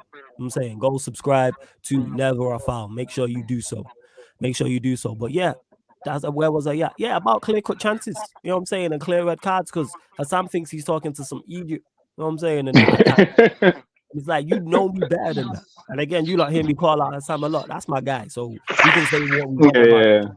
Because it's all football and it's all love. That's not done. No doubt about it. But when he turned around and when he said, "Oh, flawless is waffling," I said, "What clear-cut chances did Fulham create?" He could not answer.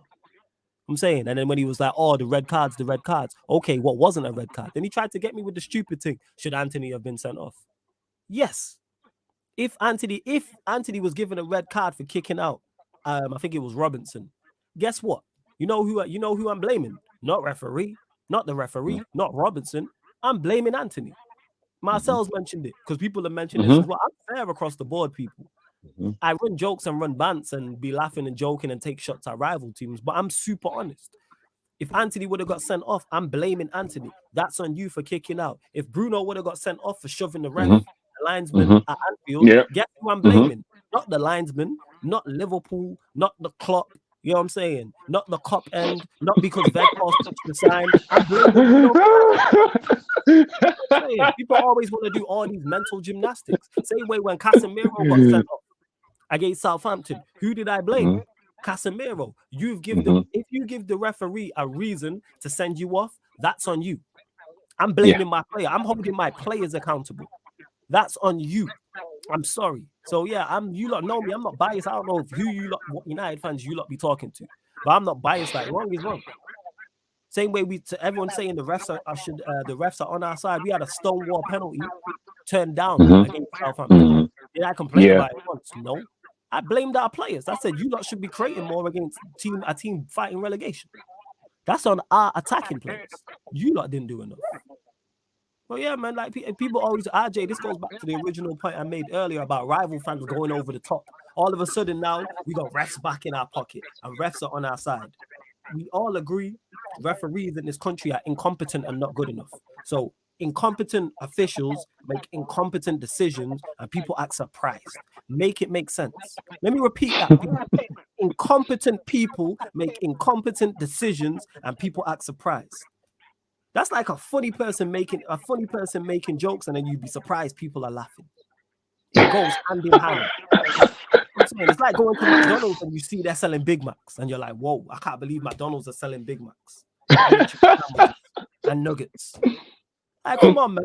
It's like being surprised that this show has the Manchester United logo on it, and then being surprised when me and Ivorian are here talking about Manchester United. I thought this was a chicken shop. Like, what did you expect? Like, come on, man. We know the referees are terrible. We know the referees make bad decisions.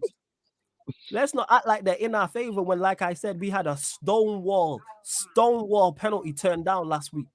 Stonewall. Hit the player's arm. He was going straight to Veghorst. In a game week 2, did I sit on here and complain about referees and say referees are against us and the whole world? No, I blamed our players. But a lot of fans can't do that. A lot of fans are accountable of their football team, i.e. Hassam. Can't take it. Heart ain't in it. This is why you're turning off watching this. FA Cup quarter final against Fulham. But yeah, Ivorian, I'll let you respond. Ask one off. Nah, I'm okay, man. You said it all. You said it all. Referees on our side, you know. I know. Yeah, I know. Just this is it. People blaming occasions why someone got a red. Keep your head. You are paid extremely well to deal with extremely tough conditions. So if you lose your head, that's on you. This is why you're paid thousands of pounds a week, hundreds of thousands in some, hundreds of thousands when we're talking about the top end. So Bruno Fernandes is played extremely well to deal with hostile environments like an Anfield, to deal with hostile environments like an Anfield when we're 1-0 down, or 2-0 down, or 4-5-0 down. This is why you have the captain's armband. You have this great leadership, lead. That's why me and Ivorian ain't out there. We would probably lose our heads. But guess what? We're not paid thousands of pounds to deal with it. We probably would kick someone up in the air. We probably would push them. Because especially against Liverpool, 7-0 loss. 100%. I would have got sent off. I would have got sent off. I'm kicking someone up in there. Without doubt. I'm definitely kicking someone up in there. Like referees ain't on the side of anybody. They're just not very good at their job. How many decisions have we seen week in, week out? We are currently at what? Premier League? Inconsistent. How many decisions have we seen them get wrong? They can't even draw a line straight on the screen at times. They can't even just draw a straight line. Sometimes they don't even want to show you. They don't even want to show you what mistake they made. Yeah, it's crazy. It's all nuts. Let's see what you lot are saying as well. Yeah, but yeah, Jez, this is spot on. People blaming occasions. You know what I'm saying? Fair play. Anthony should have been sent off for sure. At least you admit it, unlike most of your fan base. Yes, because most of the fan base, like you're biased towards Liverpool. Most of the fan base is biased towards their club. That's why. Why are we acting like this is a shock, Marcel? Especially on social media, where it's shameless and it's younger people. Of course, the vast majority of United fans are going to say, that's not a red card for Anthony. That's not a red card for Casemiro. Bruno should have been sent off because they are biased. I'm biased. But here's the difference. I admit my bias, but wrong is wrong at the end of the day. And I hold my players more accountable than the opposition or the referee. Like I said, when Casemiro got sent off against Southampton, I blame Casemiro. When Casemiro got sent off against Crystal Palace, which I believe was harsh, I blamed Casemiro. It was him. Do I think it was harsh? Yes. I believe it was harsh. Bear in mind, somebody had grabbed Fred in that same melee in the exact same way and didn't get sent off. I can't remember what Palace player it was. But guess who I'm looking at? No, it's on you, Casemiro. You do better. I'm saying you should, and you know better. You're experienced enough. You've played in El Clasicos. You've been here before. You're the last person I expect it from because you've been in the hostile environments. You've been in El Clasico at the Nou Camp as a Real Madrid player. Against Xavi, Iniesta, I'm saying Busquets, like Messi. You've been in the trenches of all the trenches and came out with medals. I'm saying you went you've been in the Lions Den and came out wearing the lion coat. Like, you should know about these things. You're a 5-time Champions League winner, multi-time La Liga winner, Copa del Rey, all them things. And now a League Cup winner. You should know better. But we move. Yeah. Let's see what else you lot saying before we close out. Let's see where we at. Yeah, see, look, people gonna hate, and this is your bias. Once Fergie's at the ground, we already know what time it is. Yeah, man, keep hating. I love it, man. Come Keep on. hating. I love it, man. Keep hating. I keep hating. I love it. Big up to United Devil. Says big up Sarcasm City TV. We can't play like we did against Fulham, against Brighton, because we will lose. Nah, facts. Speaking of that, we'll Yep. go into that Brighton before we close out. Quickly. Yeah. Yeah, Tough game. Semi-final. Yeah. Tough game, you know. I would have taken Brighton instead of a Man City in the semi-finals. Let's be for real. But the most I can say about this, if we go in that same way that we went against Fulham, just like my guy United Devil says, we will get knocked out by Brighton and Brighton Munich, wherever you want to call it, because that's the type of football they've been playing this kind of season. And Brighton are a tough team, and look at them, they're flying right now. So yeah, it's a tough team to play, but I still believe Manchester United will go into Wembley again. Brighton, this is Wembley. They don't really know what Wembley smells like or look like too tough. They've hardly played there, so the occasion, it might be a big occasion for them, being in the semi-finals, because they don't really get into semi-finals consistently. They don't really get there. So for us, I still believe that my team will knock them out and go through against Brighton, although it's going to be a tough game. It's going to be a tough game. It might go into extra time for Manchester United because Brighton are that good. And it depends on how our form as well and how we go into that game. But Manchester United will go through because of the occasion. Probably might be too much for Brighton, especially at Wembley. Just like the way Newcastle in the Carabao Cup, I said it myself that Manchester United will win because the occasion. Yeah, because of the occasion. And Newcastle have never been in that scenario before. And sometimes you need that experience to win these type of games. If you have never won it before, it will be hard. You know, when you have won it before, you're like, it's okay, guys. We've been here before. I know we're 1-0 down, but we've been here in this situation many occasions, and we can come back. You know, you ask Real Madrid that. They know what that means, bro. We've been there before. We've won multiple Champions League. We've come from the worst of the worst. We can come back and win. So, yeah, I think we'll knock them out. Brighton, they'll probably fold towards the end. But I think we'll go extra time, though. You can see it going extra I time. think so. Right, I can see it. Yeah, it's Wembley. Bear in mind, it's at Wembley. It's a big pitch. It's a big pitch. But again, Brian will give it them all, half and half, and then toward the end, they'll just fall off. That's my thing. And we haven't got your thoughts on it either, obviously, because we hadn't spoke. Mhm. Because they're like how we dropped. We've got Sevilla, Europa League quarterfinal. Europa League. I don't like that, you know. Okay, go on. I really don't like that, you know. Do you know the reason why is because we're playing the Europa League specialists. And last time we played them, we got knocked out. You do remember that, right? No, last time we played Sevilla. That's why I forgot about it, fam. Yeah. It was Mourinho. They're not a good side, though, fam. They're not a good side, but it's just that, again, before they've been there, they've done it. If they had Emery, I'd hear it more. It's in the history, however you want to pronounce it. Reports came out said their manager could be getting sacked. That could be an issue. Could be an issue. Their manager could be getting sacked. How true that is, I don't know. But fam, I'm sorry, I'm not scared of any team who are 3 points off the bottom three. Fair enough. They're 3 points. Wow. Wow.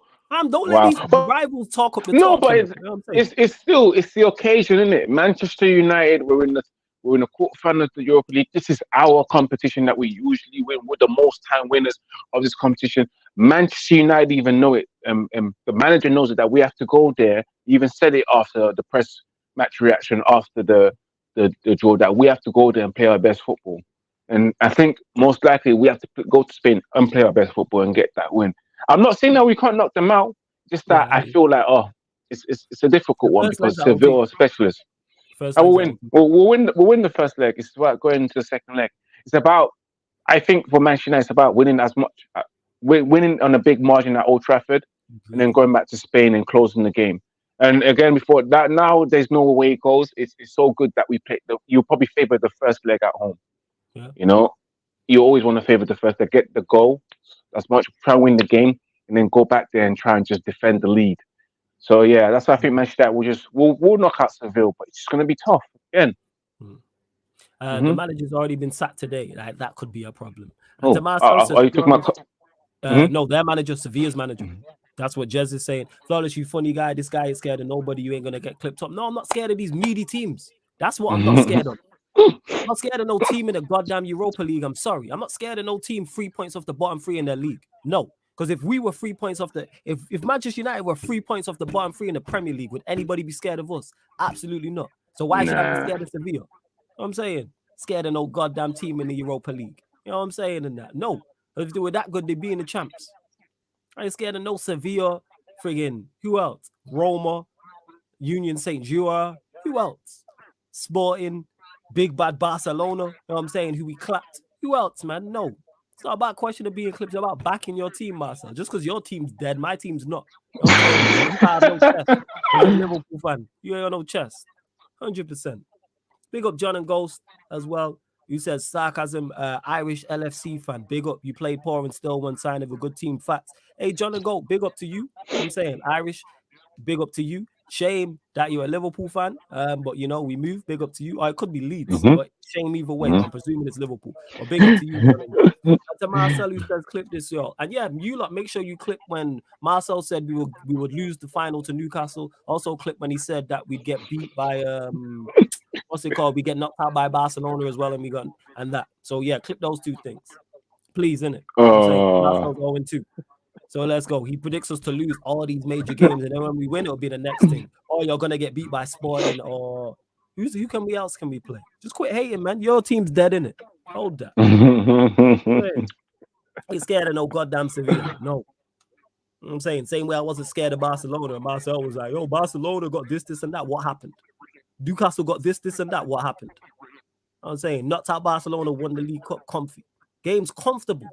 What even a fight? Comfy. That second half against Barcelona was easy. Easy. The man had 0 shots on target. 0. Like, come on, man. Come on, man. This is like this ain't no. Now, if we were playing a Real Madrid, problem. We're playing a Napoli. Marcel knows all about that. He knows all about that. If we're playing a Napoli, problem. Playing a Manchester City, problem. Bayern Munich, problem. PSG, also a problem. Champions League, yes. You know what I'm saying? We're in the Europa League. What it is? Man's here. Worried about any of these lot. You know what I'm saying? I don't do my, and also adding to the fact when Liverpool got clapped 5-2 by Real Madrid, Marcel was missing. You know what I'm saying? Missing. You know what I'm saying? Missing in action. Didn't see him. Yeah, man, it's because Liverpool have done so. It's like, all right, let me hear on United. Clip this. Like I won't be here saying this shit. I'm here regardless. Oh yeah, T-Trap, I've seen this. Flawless. I asked Ivorian what he thinks of John Murtough and Richard Arnold. Haven't heard his thoughts. Your thoughts on those two? I don't even think you need to hear it, bro. So far, do you know what? Yeah, I've got to give a little bit of credit to John Murtough for seeing out to get and telling the club to get Ten Hag. But before that, he was asking the club to get what's the previous guy that was there before? I kind of forgot his name, you know, Ralph Ragnick, and because he saw the transition that he could have, and then the transition and the impact he could have had at Manchester United, and someone that they could have learned from. John Murtough, so far since he's been director of football, has done a decent job. Yeah, I know that in terms of like bringing the right people into the roles, he hasn't had that impact, and he hasn't done well. The transfers has been okay, but it's the fact that he pushed the club to go for Erik ten Hag as well. Richard Arnold as well. I can't say much about him because let's be real, you're just a second version of Ed Woodward. You talk the talk, but you don't walk the walk. You know, you sat down with fans discreetly being recorded saying that the money's there for De Jong and X, Y, and Z. But where was the money, bro? What took so long? And all of a sudden, you found an extra 60 million for Casemiro. You found an 80 million for what's it called. But in John Murtough, I think he's been doing a decent job, you know, in supporting Erik ten Hag as well, and making sure that he's liaising back the messages back to the board so the manager can get the right support he needs. So John Murtaugh's okay. Doesn't mean he's the best. I always think Manchester United can get way better than that, and I always think Manchester United can do way better than Richard Arnold because to me, he's technically learning on the job as well. Like he wasn't a CEO before; he was understudy to Ed Woodward. This is his first venture as a CEO of Manchester United. We don't need someone doing their first venture. Even with John Murtough, this is the first time he's ever had this role as director of football. Before that, he was head of youth development, picking up young players, as they call him, Uber driver. And we don't need that at Manchester United. If you're asking me, we should move on from them as soon as the new ownership comes in. Unless you want to keep John Murtough there for another position where he can fulfill. But as a CEO, please just go and get Edwin van der Sar and and make him come to our club to help improve our club, because that's what we need right now. But yeah, that's my thoughts on John Murtough. I think he's done a decent job since he's come in as director of football, because we've never had that person in our role before. Yeah, and so far it's been okay. You know, obviously you can do better. We can get someone better. But hey, we've never had a director of football. We have it now, but it's not the best. But it can always improve.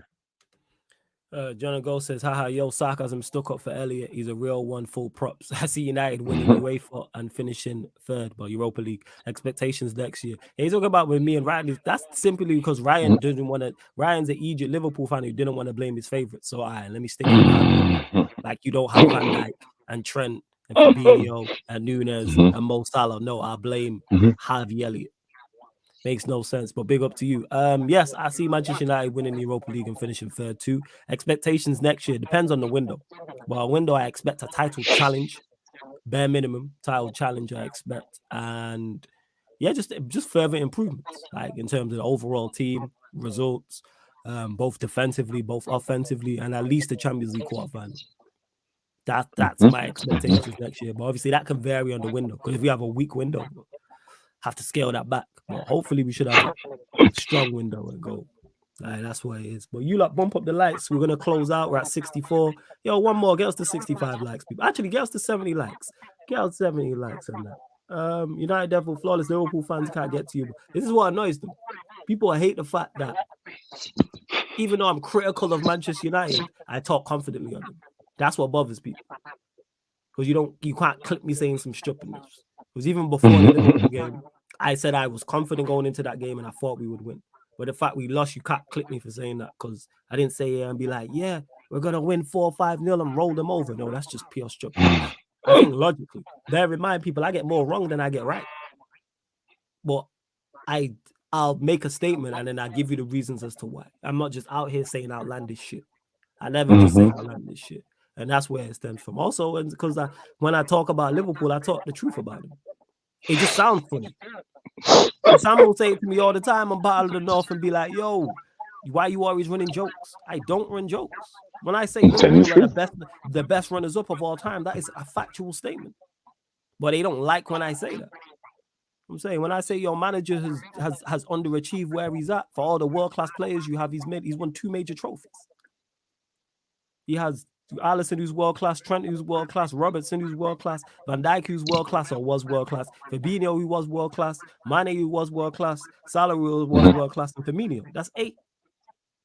And the greatest team that ever graced the Premier League, yeah, like I'm just calling it as a see. If you have all these world-class, and I don't disagree, I think all them players there I just named, probably minus Firmino, who I think he was top class. You should win more than 2 major trophies. Marcel says, "Nah, you're taking a piss though." How do I, Marcel? How do I be taking a piss? Or does it just sound speaking facts though? No, I completely agree with you, Flawless. That they had the world-class X, Y, and Z, the greatest team that's ever played, the best defender that's ever played in the Premier League history, above John Terry, Rio Ferdinand, Nemanja Vidic, and Virgil van Dijk, to get me, and a Mo Salah, King Mo Salah. And they only won 2 trophies, major trophies, one Prem and 1 Champions League. Yeah. So when Marcel said, he underachieved. Marcel said, you be taking the piss though. What have I said about Liverpool that's incorrect? Let me know. Someone let me know, Marcel. Specifically, I ask you.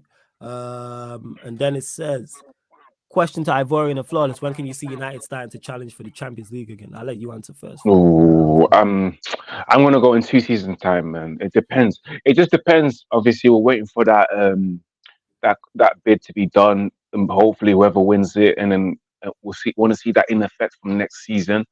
And it depends on how strong our window is. Like Flawless said, during the summer, if we strengthen in quality and heavily as well, not just in depth, but quality, and heavily as well, then we will be competing in the Premier League.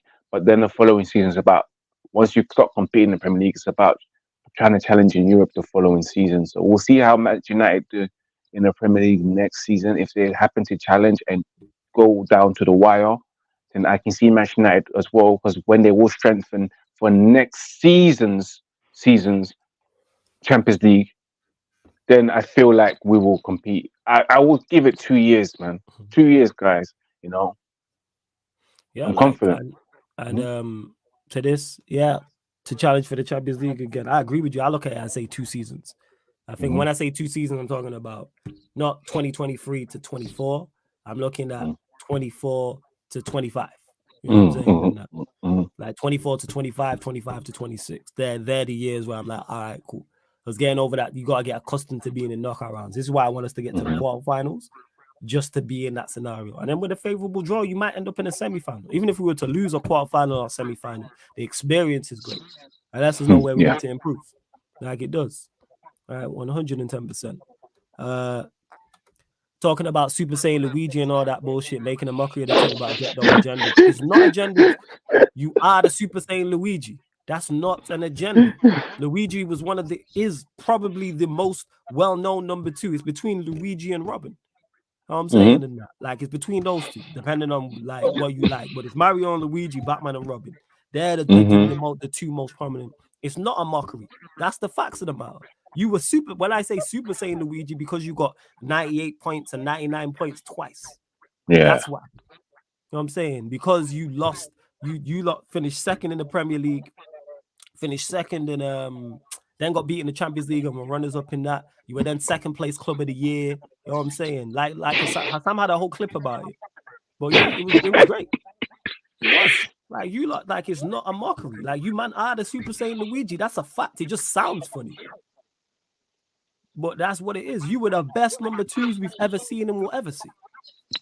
Hey, don't blame me. You mad at Klopp. I'm saying he's the one who failed. He's the one who failed. How many finals has he lost at Liverpool? 3 or 4, is it? Something like that.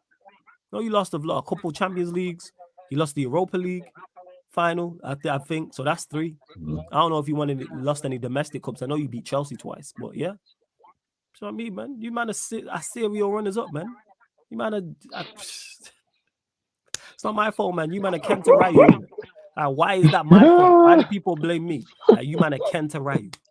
You are Vegeta, bro. You're Vegeta, bro. Yeah, 100%. Man. I'm Vegeta, one of my favorite characters. This is the thing. Trust me. I play Street Fighter. I'll pick Ken. You know what I'm saying? You don't pick Ken. Kane to Undertaker. That's one of my favorite tag teams. You were Devon Dudley to Bubba Ray Dudley. I love the Dudleys. Matt Hardy to Jeff Hardy. Christian to Edge. Like, that's okay. You know what I'm saying? You were Kevin Nash to Hulk Hogan in the NWO. We all love the NWO. X-Pac to Triple H and DX. We all love D-Generation X. Nothing wrong with that. You think it's a shot. It's not. We all love them things I just named, those stables and tag teams. But hey, tell your manager do better. That's what I would say. Tell your manager do better. That's not our fault. Again, people, make sure you bump up the likes, hit the subscribe button, all that. This is what I mean. Here he goes. Where did I say the lie though? It's not off the rails. It's not. Yeah. That's the analogy I'm going to use, isn't it? Because you lot don't like it, but we move. But anyway, people, make sure you hit the like button, hit the subscribe button as well. Make sure you comment afterwards as well, because I'll always put up the comments afterwards. Subscribe to Ivorian's channel. Link is in the title, people. Link is in the pinned, no, not link in the pinned comment. Link's in the title for Ivorian's channel, Red United TV. Click the link, opens up a new tab and takes you straight there. Fam, anything else you want to add? And nothing much, man. We've covered it all, man. It's been another fantastic show. Make sure you guys subscribe, and then as well, I know Flores, you got a lot of things coming up during the whole international week, but I don't. I'm taking a break. Take a break, man. Yeah, man, you work hard. I'm saying, right? It is. Yeah, that's what it is. But yeah, love to everyone who's locked in. Big up all the regulars, all the new people. I hope to see you back. Obviously, we spoke on Liverpool a bit here tonight, people. Midnight, Manchester United Liverpool show. ManDem United Analysis at Anfield podcast. Myself and Saint. For those that don't know, Saint is the Liverpool representative on the channel. So we'll be discussing the whole Jude Bellingham thing, where Liverpool seasons go from here, Klopp in versus Klopp out, plus more. Obviously, I'll be answering your United questions in regards to United chasing 2 trophies. Yeah, man, there's Sami Zayn to Kevin Owens, Malcolm. See, then the list goes on. I love it. You lot will come up with your own. You know what I'm saying? I love it. And it's great because it annoys them so much because it's true. You know what I'm saying? The truth hurts. Don't blame me. Get mad at Klopp. He had 7, 8 world-class players and won 2 major trophies. But yeah, like I said, we'll be back. Midnight, people, back at midnight. Check out the upcoming live stream schedule. Let you know all the shows that are coming up. Yeah, we're going to redirect to Never a Foul as well, so go big them up as well. But this has been the ManDem United podcast live on the Sarcasm City TV, YouTube. Big up for tuning in.